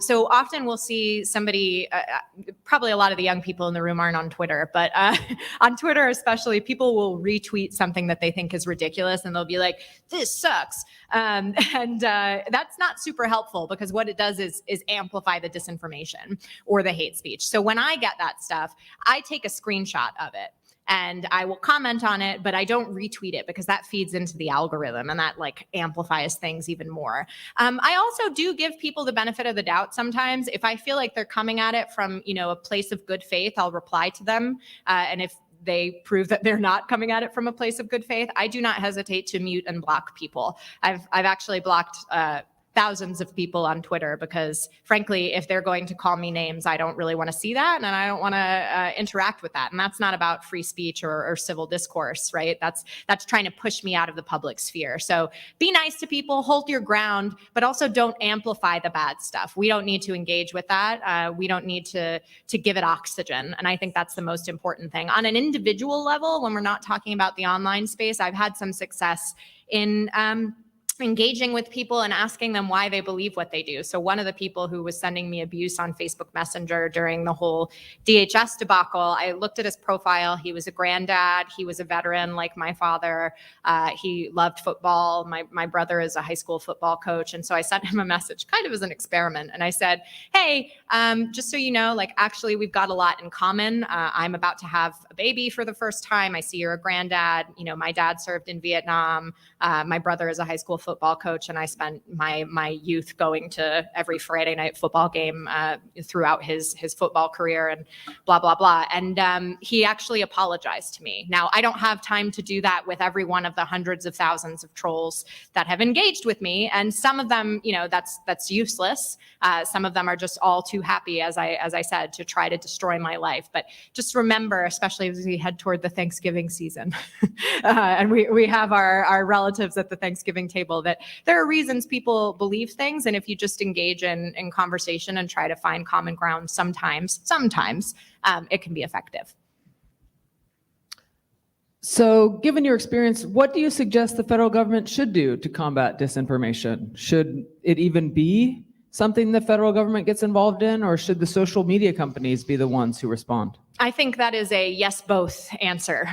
So the government needs to have some sort of coordinating belly button within the whole cross-government strategy. DHS was trying to do that within itself because it's this huge, gargantuan, sprawling agency, and often the different parts of it don't talk to each other. And the government can be pretty similar, right? We have law enforcement agencies like the FBI and intelligence agencies doing some research into what's going on online, and sometimes that doesn't make its way to the implementing agencies like DHS or the State Department or Health and Human Services or the CDC. We need that coordination. We need that buy-in from the National Security Council, from the president, and we need a broader counter-disinformation strategy. How do we counter the foreign stuff, which we've actually gotten pretty good at? Ahead of the war in Ukraine, the Biden administration, along with the UK government, pre-bunked a lot of Russian narratives. So they said, hey, we think Russia's going to try to fake an attack. Everyone was like, that sounds crazy. It's exactly what Russia did. That worked pretty well and created a coalition of countries that were willing to support Ukraine. We need to figure out how to do the same thing in our own country, because as I said, it doesn't matter what political party it's coming from. It's affecting the functioning of our democracy. And we really need to put our heads together and put politics aside and figure out what's to be done. Social media companies also have a role to play. We have been waiting for Washington to regulate social media companies for a long time. And for those who say, oh, that's going to, affect competition, we wouldn't let airlines fly if they continued crashing planes. And that's effectively what's happening in the social media sphere right now. So we need some regulation, rules of the road, and we need these multi-billion-dollar corporations to engage in some duty of care for their users, because bad things are happening online and they're just looking the other way. That's a great metaphor. Thank you for that. Give us some tips for recognizing disinformation when we see it. Yeah, that's a great question. So first things first, if you feel yourself getting emotional after you read something online, whether that's happy, sad, angry, or somewhere in between, that's a really good indicator that you should take a step back, because someone is manipulating you for some purpose. If the waterworks are going, right, that's intentional. So then I want you to think about who's putting that information out there, even if it's a TikTok creator or somebody online, or if it's a mainstream media outlet. Who owns that outlet? What's their kind of horse in this race? Think about that. And then if it's an outlet or a creator that you don't know about, I encourage you to do a little research about them, see, what their background is, if they've published anything else, if they are prone to this sort of conspiratorial rhetoric. And if it's an image that you're looking at, I would love for everyone here to go home and learn how to do a reverse image search. So basically you can just right-click any image if you're using Google's Chrome browser, and it'll search the internet for that image. And what that allows you to do is find the earliest instance of that image. It's really helpful because often disinformers will misattribute images. So like in the Ukraine conflict, we see a lot of images coming from Russian outlets claiming to be Ukraine today, but are actually from the Balkans in the 1990s. So that sort of stuff is really important. And then finally, with breaking news, really just hold your horses, go slow, don't share things before they're verified by multiple news outlets, because we have seen in the race to publish, news outlets get things wrong a lot. And the other thing that's important, take some text from the article, drop it into Google, and see if it's being reposted, especially with these kind of for-profit, shady news in quotes sites. They're often just recycling articles for clickbaits. So you can usually find that with a Google search. But those are just some quick tips, especially when you're feeling emotional or when breaking news is happening, shootings, natural disasters, all that stuff, especially then. So just to repeat that, it was a great tip. If you right-click an image, you can search it, and it will tell you you can go back and see its first instance on the internet. So that's a great tip. This is sort of a build on the last one, but how should we consume the right information, and isn't everything inherently biased? Yeah, I think it's important to understand where an outlet or an influencer, et cetera, is coming from, and understand the frame through which that's being presented to you. And I think consuming a balanced news diet, as trite as that might seem, is important. I like to turn on Russian propaganda from time to time to see what crazy stuff they're saying. Same is true for, the right and left of our political spectrum here in the United States. It might just help you have that conversation that we talked about before with your relatives at the Thanksgiving dinner table. I think finding a trusted news outlet that kind of has a track record of good journalism is important, not to specifically name news outlets, but I do think public journalism is really important. So NPR and PBS do really, really important work, particularly in places that have news deserts. They're often the only local outlets that are covering what's happening around the country there. And they, because they are funded by the government in very small part, I should add, only $1.36 per person per day, or per person per year, I think, is what funds NPR and PBS, aside from their donations. Also viewers like you. Yes, viewers like you, exactly. But from your taxes, $1.36 per person per year is what goes to public broadcasting. And they do really great in-depth work about things that are in the public interest. So that would be, if you need a place to start, I would say that's a good one. And just this last question, how did you handle and deal with that kind of hatred from all over the country without losing your mind? Also, this is why I'm asking it. Also, kudos and I love you. Oh, I love you too. Thanks. It was not easy. So my second book about how to be a woman online and dealing with abuse, ironically, came out the week before all of that started. So I had already been a little bit used to dealing with online hate. It's happened to me before, not to that extent. I was not the main character of the right-wing internet for a month before that. I leaned a lot on my family and friends. My husband was a huge help. I think he's watching the live stream right now. So thanks, Mike. And I turned off a lot of my notifications.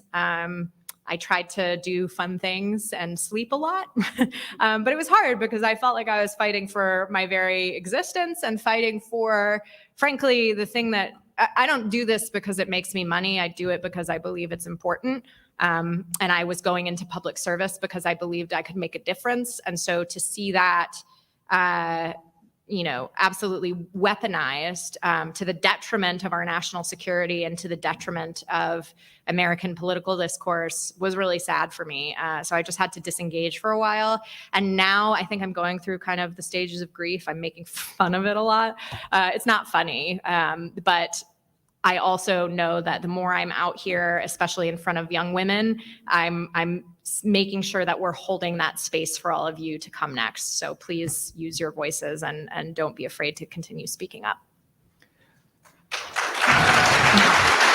Well, Boise State undergrads who might be in the room, if you're interested in having breakfast with Nina and me and a few other people in the morning, please come find me. I would love to buy you breakfast tomorrow morning. But for the rest of you, I think you heard Nina at the beginning when she said that when I emailed her on behalf of the Frank Church Institute, she was having a hard time because of what you all now know about. And she should be teaching people all across the country. She should think that every email is dead serious. And then she told me tongue-in-cheek that her husband, Mike, who's watching, worried that we might be setting her up. And then she told me, sort of tongue-in-cheek, that she felt like Washington had rejected her. So would you help me, on behalf of all of that I've just said, show her that Boise and Boise State have not rejected her, and give her the hugest, loveliest applause so she knows that we see her and we love her. Yes, thank you, thank you, thank you. You deserve every bit of this.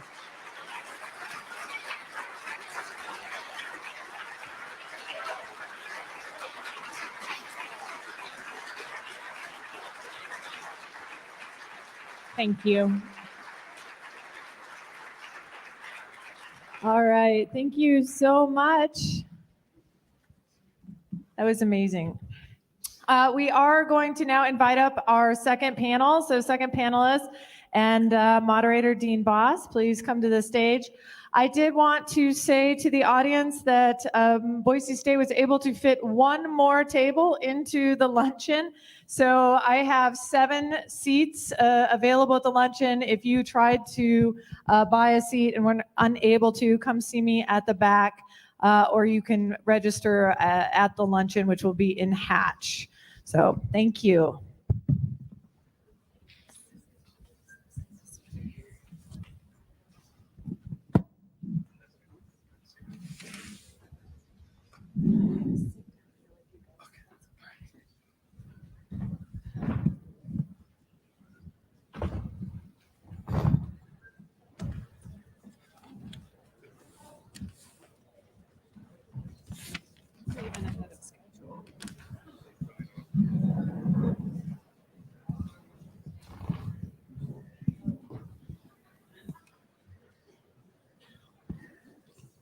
All right, welcome to the second panel today. Hello. Oh, it's working. Yeah. All right, we're going to move on to our second panel. Again, I'm Angie Boss, the Dean of the School of Public Service here at Boise State. I'm going to serve as the moderator for this panel. It's titled A Wider Perspective, Global Conversations and Free Media. We have 3 exciting panelists for you to meet today. I'm going to just give their names and titles, and then similar to panel 1, I'm going to ask them to give us a short introduction to themselves, maybe how they learned about democracy, an influential educator, something like that, as a way of letting you know who they are. So we're pleased today to welcome I'm going to start with Dr. Zach Gershberg to my left here, Associate Professor of Journalism and Media Studies at Idaho State University. Give him a round of applause, please.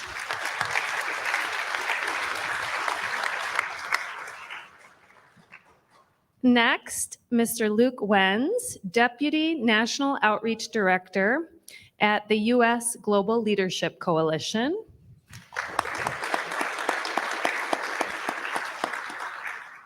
and one of my faculty members in the School of Public Service, Dr. Nisha Bellinger, who's an associate professor at the School of Public Service at Boise State.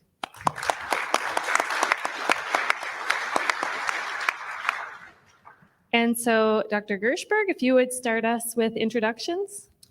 Sure. So I'm Zach. I'm from the other side of Idaho here, and I'm really excited to be here. A couple of things. We were asked to talk about how we define democracy, which is really difficult for me.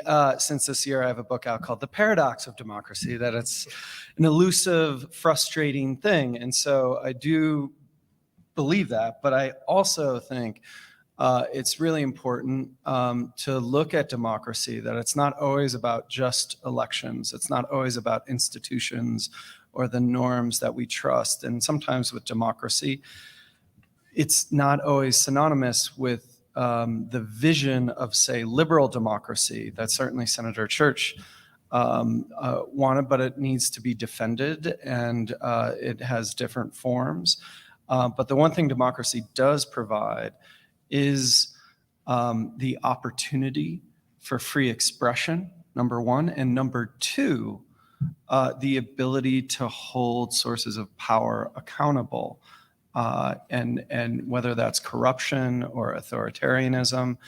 And I think those are two important elements. And yet the paradox is, as we've heard earlier today, there are forces within democracy that will use those things to its benefit, to its detriment, in order, because we're all allowed to say our piece and register our voice. And sometimes that may be for bad faith, as persuasion itself becomes the master variable of democracy. At any rate, someone important to me is my co-author, Sean Illing, who works for Vox. He actually has a PhD in political theory, and we both knew each other just slightly. We both went to LSU in Louisiana. We actually met playing basketball, but his focus was in politics, and mine was in the history and understanding of communications and media and journalism.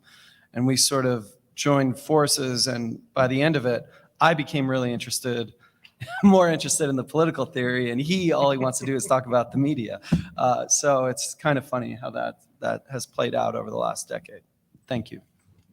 Mr. Wenz. Well, Dr. Boss, can everybody hear me okay? Wonderful. Thank you to the young man in the green shirt. I appreciate you, good sir. Thank you so much to BSU, to the Frank Church Institute, and to Monica Church in particular for inviting me to be on this panel.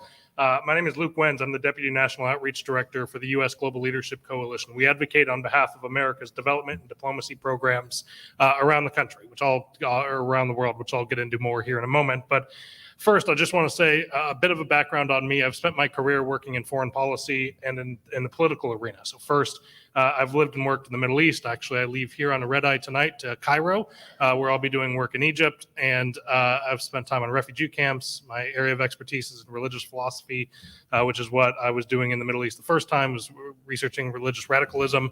And then on the political side, I've worked on Capitol Hill, ran congressional campaigns, and worked on campaigns from all across the country. So really an honor to have this conversation here today. You know, when we were talking about what I should be talking about, the question was, what does democracy mean? And I'm sure we've all heard the Winston Churchill quote that, of course, democracy is the worst ever form of government, but it's the best we've got, basically. And that's, to me, the simple reality of the world today. This is the best we've got. And yes, it's fragmented. And yes, it's got its fair share of challenges. But this is where we're at. You know, when I was a young person, I wasn't sure what I wanted to be when I grew up. I didn't want to be an astronaut necessarily, or I didn't want to go on to be a firefighter. To be honest, I did want to be Sammy Sosa. But outside of that, I wasn't sure what I wanted. And in the third grade, I had this really incredible teacher named Mrs. Kahneman who told me, Luke, you've got to run for student council. And I ran in the third grade for student council president, and I was president all the way up until I graduated from college every single year. I had leaders like that from Mrs. Kahneman in the third grade to my senior year in high school, Mrs. Peters, to when I was in college, my religion professor who pushed me to really understand why I believed what I believed and really got me over the edge. And what's best about all these three extraordinary female educators is that I'm still in contact with all three of them today. So if I was to give you any advice, let me just end with two quick things. The first is I'm on this table because of the mentors that put me here, that guided me along the way. Take advantage of your mentors, build up a repertoire of them, and thank them for what they do and listen to them, because that is why and how you're going to succeed in your careers. And then number two, I studied philosophy. As you probably know, most people don't go and want to sit and pontificate philosophy all day and get paid for it. But I would recommend to all the young people in the room here, the most important thing you can do is learn how to think. Take philosophy in class. So I'm sitting next to 3 PhDs. I'm sure they'll agree with me there. So thank you all very much for being here. Look forward to the conversation.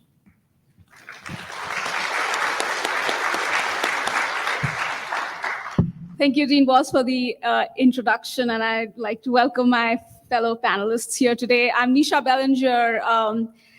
Very quickly, the person who influenced me to think in terms of democracy and how important it is to think about how the government works was my professor when I was freshman in India, where I happened to take a class in government. I initially was an English major, but very quickly realized that I didn't enjoy it as much as I learned, wanted to know more about how the government works.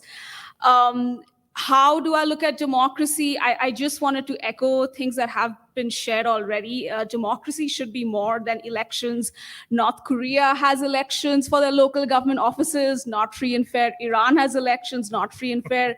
So I think it is important for democracies to have elections free and fair. But beyond that, are people engaged enough, something we've heard all morning, and are they holding people in office accountable is especially important. Yeah.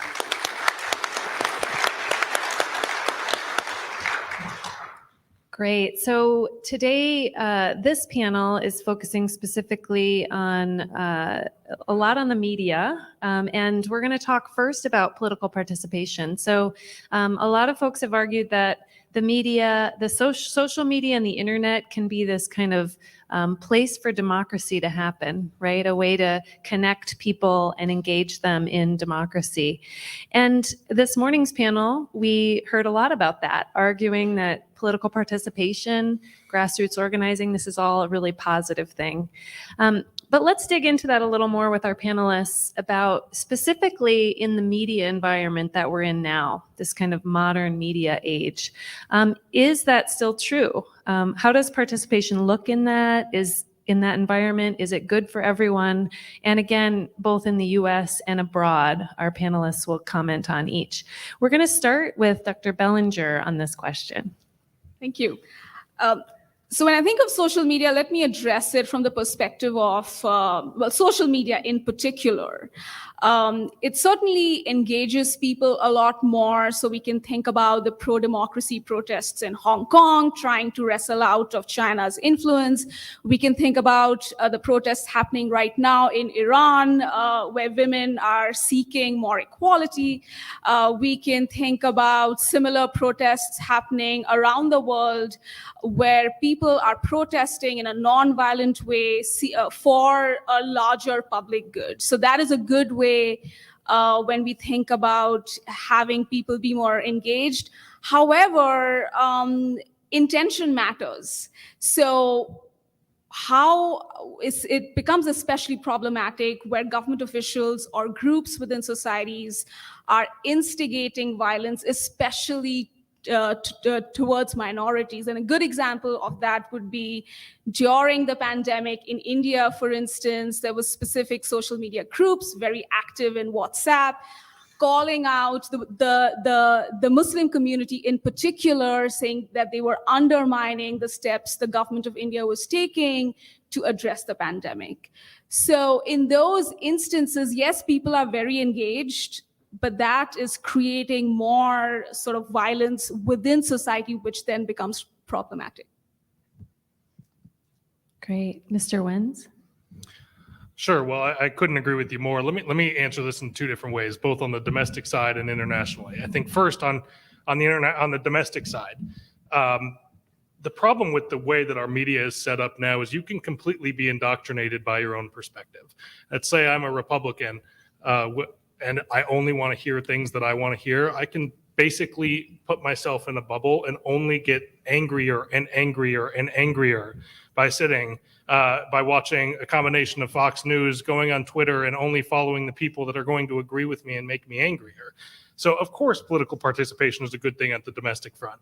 But the problem is the way that the system is set up as we speak, we can completely be indoctrinated upon our own opinions. On the international side, I mean, if those are unfamiliar, if you're in Russia at the beginning of the invasion of Ukraine, what the Russian people saw on their televisions was not Vladimir Putin has decided to go in and slaughter Ukrainians. It was that Vladimir Putin was standing up for the Ukrainians who were being abused by their own government. Of course, political participation is a good thing. Social media has fundamentally changed the game. My recommendation to all of you, both domestically and internationally, I was working on things during the Arab Spring.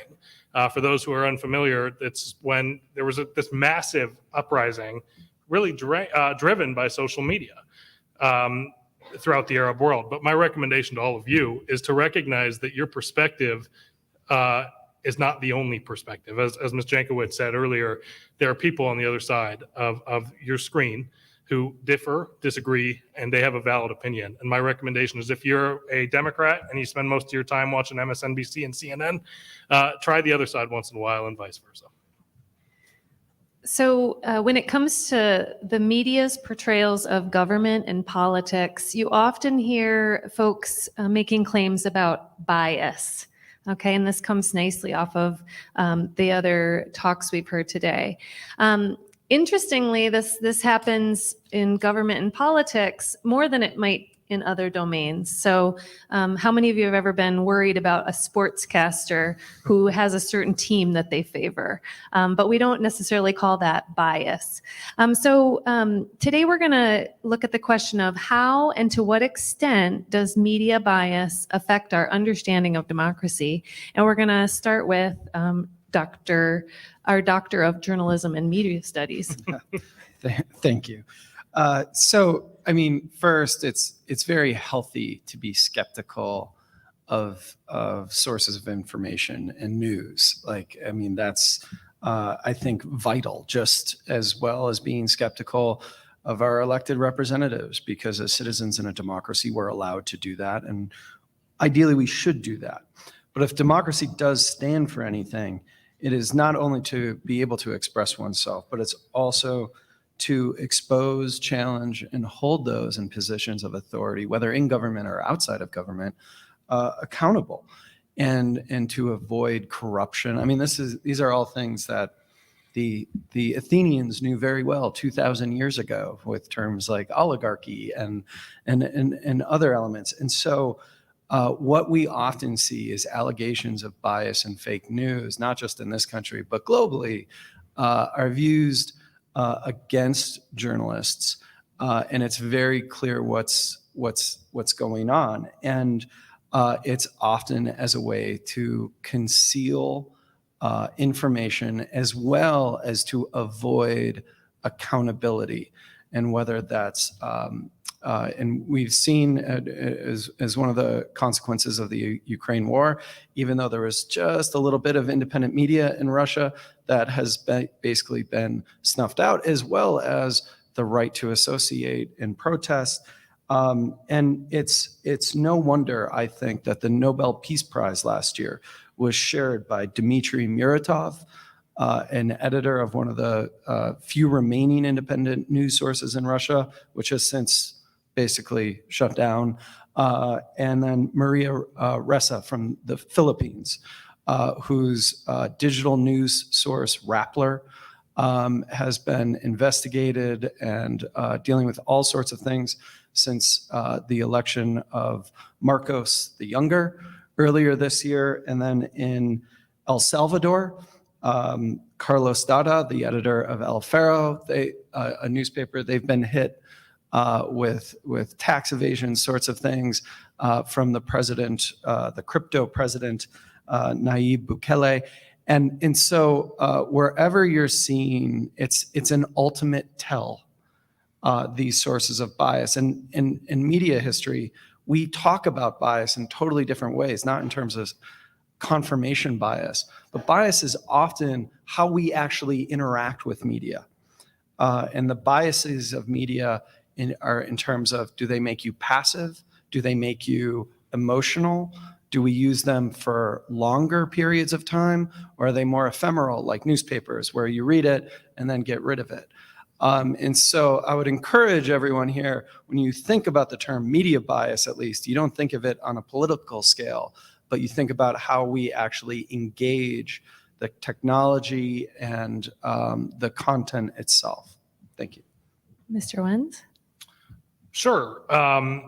Well, first, I agree with that wholeheartedly. If we have any journalists in the room, thank you for your service. You do give a public service to everybody in this room. I still get my Wall Street Journal every morning that comes to my front door, and I'm grateful not only for the extraordinary journalists that write in it, but for the paper guy that comes around at 4 o'clock in the morning.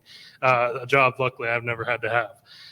That being said, yes, I think, of course, the media is biased. The difference is when I used to watch Sammy Sosa, again, my favorite team is the Chicago Cubs, if you can't tell. I really didn't care if the gentleman or gentlelady who was speaking about whether or not it was a strike or a ball was a problem. But I did care the second that the umpire started calling the strike zone, moving the strike zone 3 inches outside. And that's what's happened in the political arena, is that, again, to my point just a second ago, and so I'll keep this short, of course it's indoctrinated into, you have the capacity to listen to everything that you want to hear. And that's what's caused our democracy to go from here, and this being the Republicans and this being the Democrats, to here, where we don't even see the humanity in one another anymore. And that's what needs to change. Dr. Bellinger? Thank you. Here, I'd like to approach this question from the perspective of different types of regimes. So we have democracies, non-democracies, and regimes somewhere in the middle. So non-democracies like North Korea, once again, you have state-controlled media only. So you have one source of information, and that's all you're hearing. It's essentially what the government wants you to hear. In democracies, let's think the US, you have these different sources of information, some more to the right, some more to the left, but then you also have some more independent sources of information. So really, it's as consumers of information, we have to know the source where the information is coming from. But let me talk about leaders who are elected through elections, but then try to influence how the news is being shared with the rest of the population. And here, Prime Minister Orban, so the leader in Hungary, it's particularly a good example, came into power, I think, in 2014, 2015, and over the last several years has made it so that the independent media has considerably been weakened. And it's all been come into this giant conglomerate, which supposedly is controlled by a private entity, but heavily influenced by the government itself, right? So do elites leverage media? Absolutely. And we see it not just in democracies where it's more obvious, but we are also seeing it in democracies where it may not be as obvious. That's a perfect segue to our next question. Folks in the room will know that there has been a rise of illiberal democracy. Some might call authoritarianism, and maybe our panelists will get into some distinctions there on those terms. But the question we asked them to think about was, what role does the United States play in communicating the value of liberal democracy, and what are some ideas about how that can be done? And I'm going to start with Dr. Bellinger again. Thank you. Liberal democracy, so let's take a step back to think about what do we mean by a liberal democracy, right? We've talked about elections, we've talked about how important it is for people to be engaged, the role of free media, and all those things. And then on the other end of the extreme, you have non-democracies. Obviously, Russia, China, North Korea, those are some of the examples that come to mind. the countries in the Middle East. There are also heavily non-democratic in nature, but then we think about those countries in the middle, illiberal regimes, partly free countries, semi-democracies, and those are countries that have some attributes of a democracy, some features of a non-democracy. So in terms of how does US go about promoting democracy, I think if there's one lesson we've learned over the last 20 years, it's obviously that we can't impose it from above. It has to come from below. I'll just reference a couple studies here that have been done by political scientists. One that studies 3 countries in Central Asia and finds that when you have the country leaders being educated at Western institutions, those countries have a better chance of surviving as a democracy, but also when there's engagement with civil society actors. So things like how elections are conducted, workshops being conducted at the ground level, engaging with parties, how they work, how to run elections. Those would be just some of the ways to make sure that you don't just hold elections. That is the easy part. But once you leave, that democracy is able to survive. Mr. Wenz? Well, let me start by saying, I think we hear this all the time. Why does it matter what happens around the world, right? Why do we care? Why are American taxpayers, as you all know, America is the most generous country on earth, but why? Why does that matter, right? The reality is 95% of the world's markets are outside of our borders. What happens around the world affects us here at home. We are more interconnected now than we ever have been. One of the problems that we have in the United States, in contrast to a country like China, is China thinks in generations where we think every 2 years. This cycle, as soon as President Biden came in office, a lot of what had been accomplished in the Trump administration, whether you find that to be positive or negative, was overturned. And if a Republican wins in 2024, the same is going to happen then. We don't have the capacity to think long term in terms of our domestic politics and our international affairs, where other countries are. Look, at the end of the day, it's like I just said, the overwhelming majority of the world's markets are outside of our borders. It's just bad business to not engage the rest of the world. There are authoritarians growing every day. And here in the United States, we value our stability. We value the capacity that we have to impact the rest of the world. And this is something I didn't mention earlier, but Ronald Reagan put it best, that, in my opinion, as you can't tell my political persuasion, that the United States is the shining city on the hill, where the countries look to us. A friend of mine recently said that the difference between the United States and other great powers like China and Russia is that when we mess up, the world looks at us with disappointment. Where when China messes up, they say, yeah, but it's par for the course. They're annihilating the Uyghurs. That's okay. Maybe it's not okay, but it's not disappointment. But when we mess up, it's still a sense of disappointment, which I think is very important. Let me just end with this, when saying that as we continue to polarize and magnetize ourselves towards a singular political ideology, we run the risk of finding ourselves in an environment where we are supporting authoritarians. The media is not fake. The media is real, and the media deserves a sense of respect. So let me stop there before I get angry. Dr. Gershberg?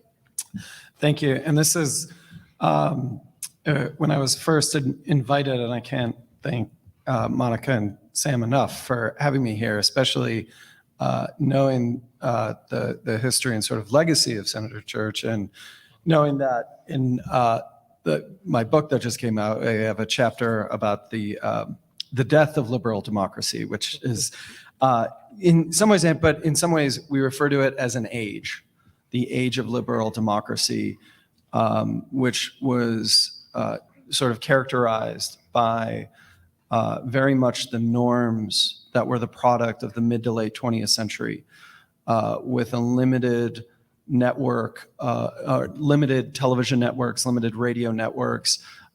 There was truly a mainstream media, and in some ways at that time, it perhaps was even more biased. But the difficulty is with the fragmentation of media in the 21st century, the loss of journalistic support. And then also, as Luke was maybe alluding to, is that the charge of democracies is the charge of hypocrisy is quite devastating to democracies, the United States in particular. And even though it seems like it was from a different century, the Iraq War happened, this century. And I think the allegations or the rationale for weapons of mass destruction and the pivot from that unfounded allegation to, well, we're spreading democracy. And we didn't do the things, we said, well, we'll have elections. But, as Nisha pointed out, right, it has to come from below. It has to come from media organizations and free expression and those sorts of things.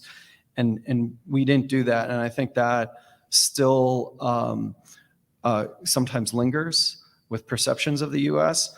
The good thing I think that has happened, though, is like we've also seen, at least when the pandemic started and how China handled it, but then also Russia this year with their invasion of Ukraine, we've seen sort of what happens in countries where you don't have freedom of access of information and the ability to use your voice as a citizen, as a journalist, as a politician. So those last two comments lead well into our next question on American exceptionalism. And specifically, we've asked panelists to think about how has the conversation about American exceptionalism changed in our current media environment with new technologies and the ways that that's made us a more interconnected planet.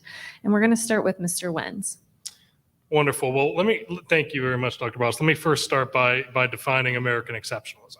It's this idea that America, I think it's pretty obvious just in the name itself. We're the greatest country on earth, or as the quote I just used, the shining city on the hill, as Ronald Reagan put it. Let me ask a question, though. Can you raise your hand if you think America today is the greatest country on earth? Anybody? Wow, pretty, I would say that's what, less than 20%? Have any of you in this room seen the show The Newsroom with Jeff Daniels? Okay, so even more of you have watched The Newsroom than think America's exceptional. For those who haven't, the opening scene starts with Jeff Daniels sitting on a stage at a university much like this one, and the question is asked by a college student, why is America the greatest country on the planet? And basically his answer is it's not. If you poll the rest of the world like the Pew Research Center does, the overwhelming majority of the world sees the world's economic superpower not as the United States, but as China. Steadily over the last 20 years, but especially in the last decade, the world's reputation, or the way in which the world looks at the United States, has significantly decreased. During the Trump administration, more countries looked towards Angela Merkel than they did, which is the former Prime Minister of Germany, than they did the United States. And President Biden has a pretty atrocious approval rating here in the United States, and it's even worse around the world. So I think the question is, and I'm not going to speak specifically to how this is affected by new technology, but I do want to say that, in this country, I remember the days I was sitting there when somebody came to John McCain and said on a nationally televised debate of some kind and said, well, President Obama, he's a Muslim and I don't trust him. And he said, no, ma'am, he's not. He's a good man. He's a family man, and he would raise this country well, or he would lead this country well. The only difference is we have a different philosophical perspective as to how it needs to go. And until we can get back to that point, then the question is, are we going to see more questions about American exceptionalism? Is the rest of the world going to continue to look at the United States as the shining city on the hill? Or are we going to fail in that regard?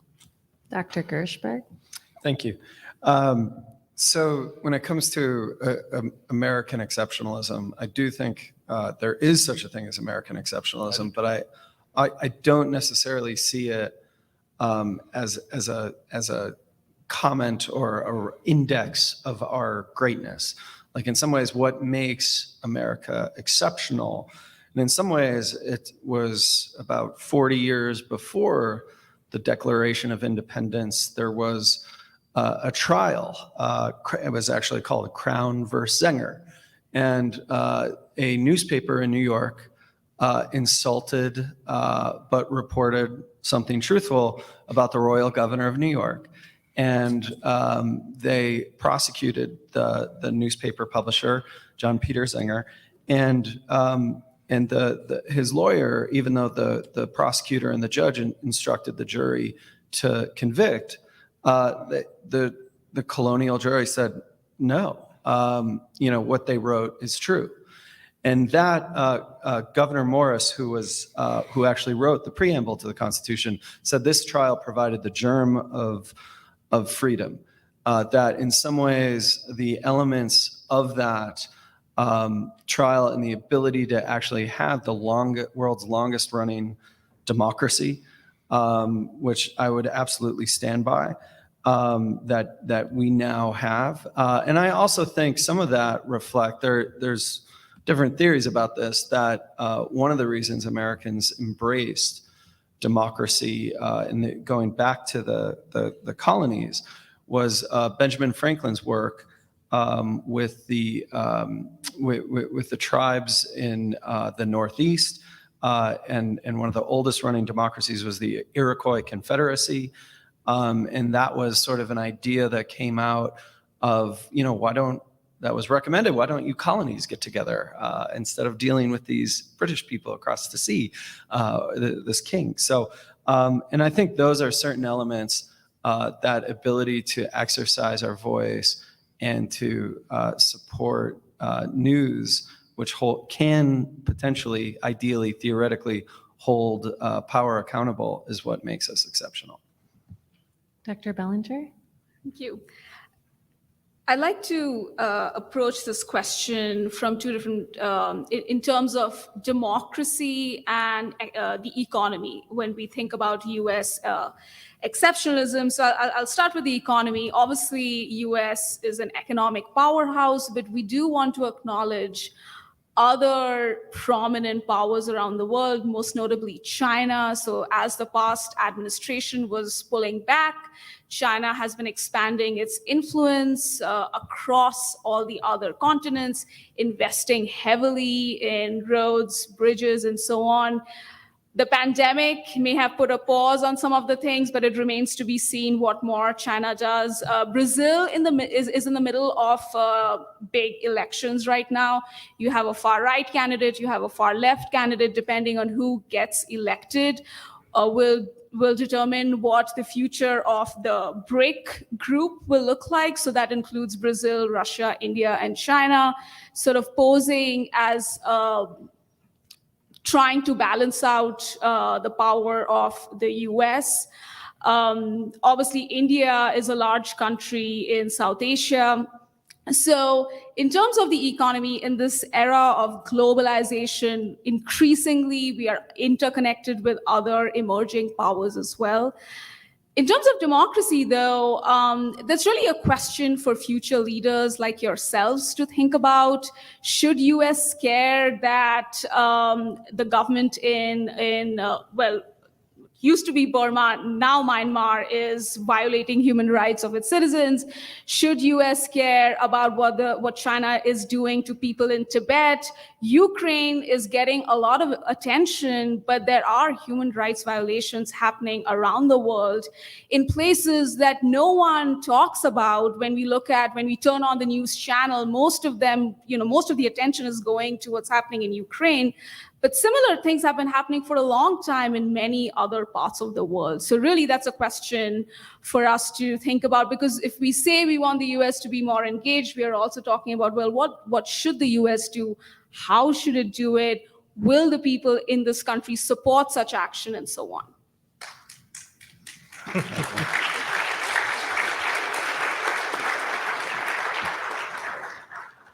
So we have one final question, and this is kind of the one coming from left field that they didn't have in advance that I'm going to ask.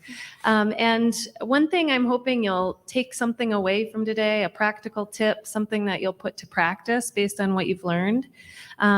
And we have time for this because our panelists were so articulate and focused and brief in their answers that we have a little extra time here.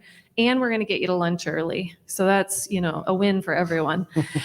So what I'd like to ask them is to give kind of a practical takeaway or tip for the audience for how we navigate this media environment and how we leverage it to improve democracy. And maybe we'll start with whoever wants to, since it's a surprise. Go for it. I can go. I'll take it.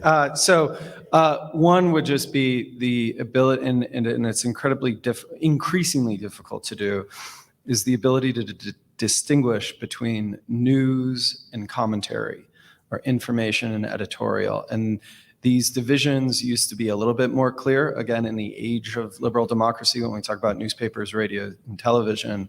But it has sort of all blurred in together. And again, we sometimes easily say, well, MSNBC is to the left and Fox News is to the right. But what is it?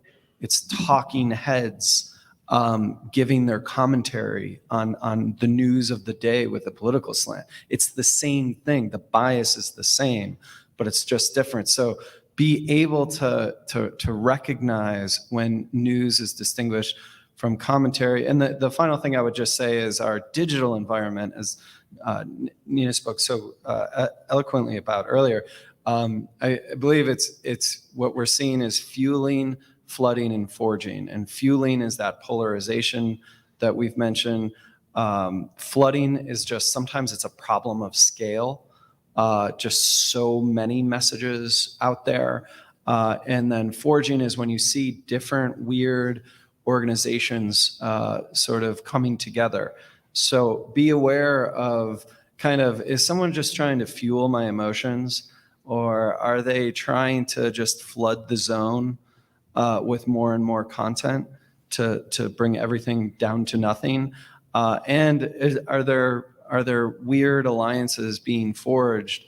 And I can trace these organizations in some ways. And I'm not sure I'm cool with that. So those are some kind of takeaways to just be aware. But it does help, and it allows you to enjoy the entertainment without worrying about the information. But again, these are the challenges of the 21st century. Great. Zach, I couldn't agree with you more. I think I would say three things. The first is just to second what you just said. That recognize the biases when you see them, recognize that they exist. But on top of that, I would also say recognize the humanity in one another. Those who disagree with you are not evil people. They are not demagogues who want you to die. They're not. They just have a different philosophical perspective than you do. But recognize that but as Nina put it earlier, they are probably trying to get you on social media or otherwise to feel a certain way about something, and recognize that they are trying to sell you. That's number one. Two, I would say for those of you in the room, especially the young people, consider public service. In our lunch breakout, we're going to talk about opportunities both in the state and local and federal government.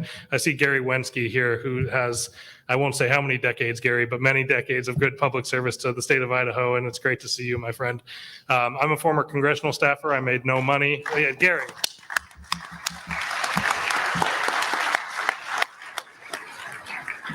I, too, am a former congressional staffer. It was painful because I didn't make any money and lived in Washington, D.C., but it's something I'm very proud of. So for those of you in the room, seriously consider public service. That's a great opportunity.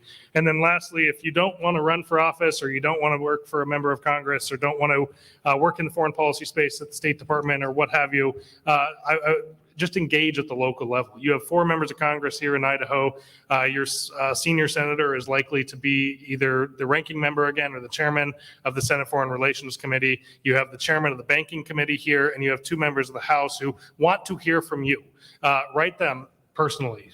Write letters to the editor. Call your local radio station and just engage with the political process. And I'll just add to that, as global citizens, we should know what's happening around the world. I think the biggest issue I have with our major news channels here is the very poor coverage of things that are happening around us. So certainly stay engaged in terms of what's happening in your state, in your neighborhood, in the country, but most certainly make the effort to find out what is happening around the world as well. And start with something as simple as reading the headlines each morning.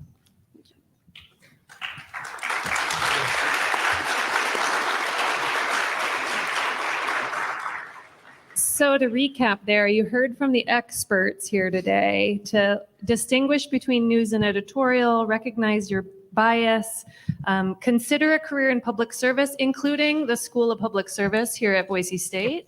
Got to put that plug in. And importantly, to learn about global news. So let's please thank our wonderful panelists one more time. Thank you. All right, thank you so much. It is going to be lunchtime, but remember that our breakout sessions will start at 1 p.m. 1 p.m. So you have 3 breakout sessions, opportunity to do 2 of 3. Make sure that you look at the monitors and know where you're going. You want to see Nina, she'll be back in here. You want to learn about government work, it'll be in Barnhart. Sorry, I couldn't connect with you. If you are going to the lunch, it is in the Hatch Ballroom. Hatch Ballroom. I could make it, and I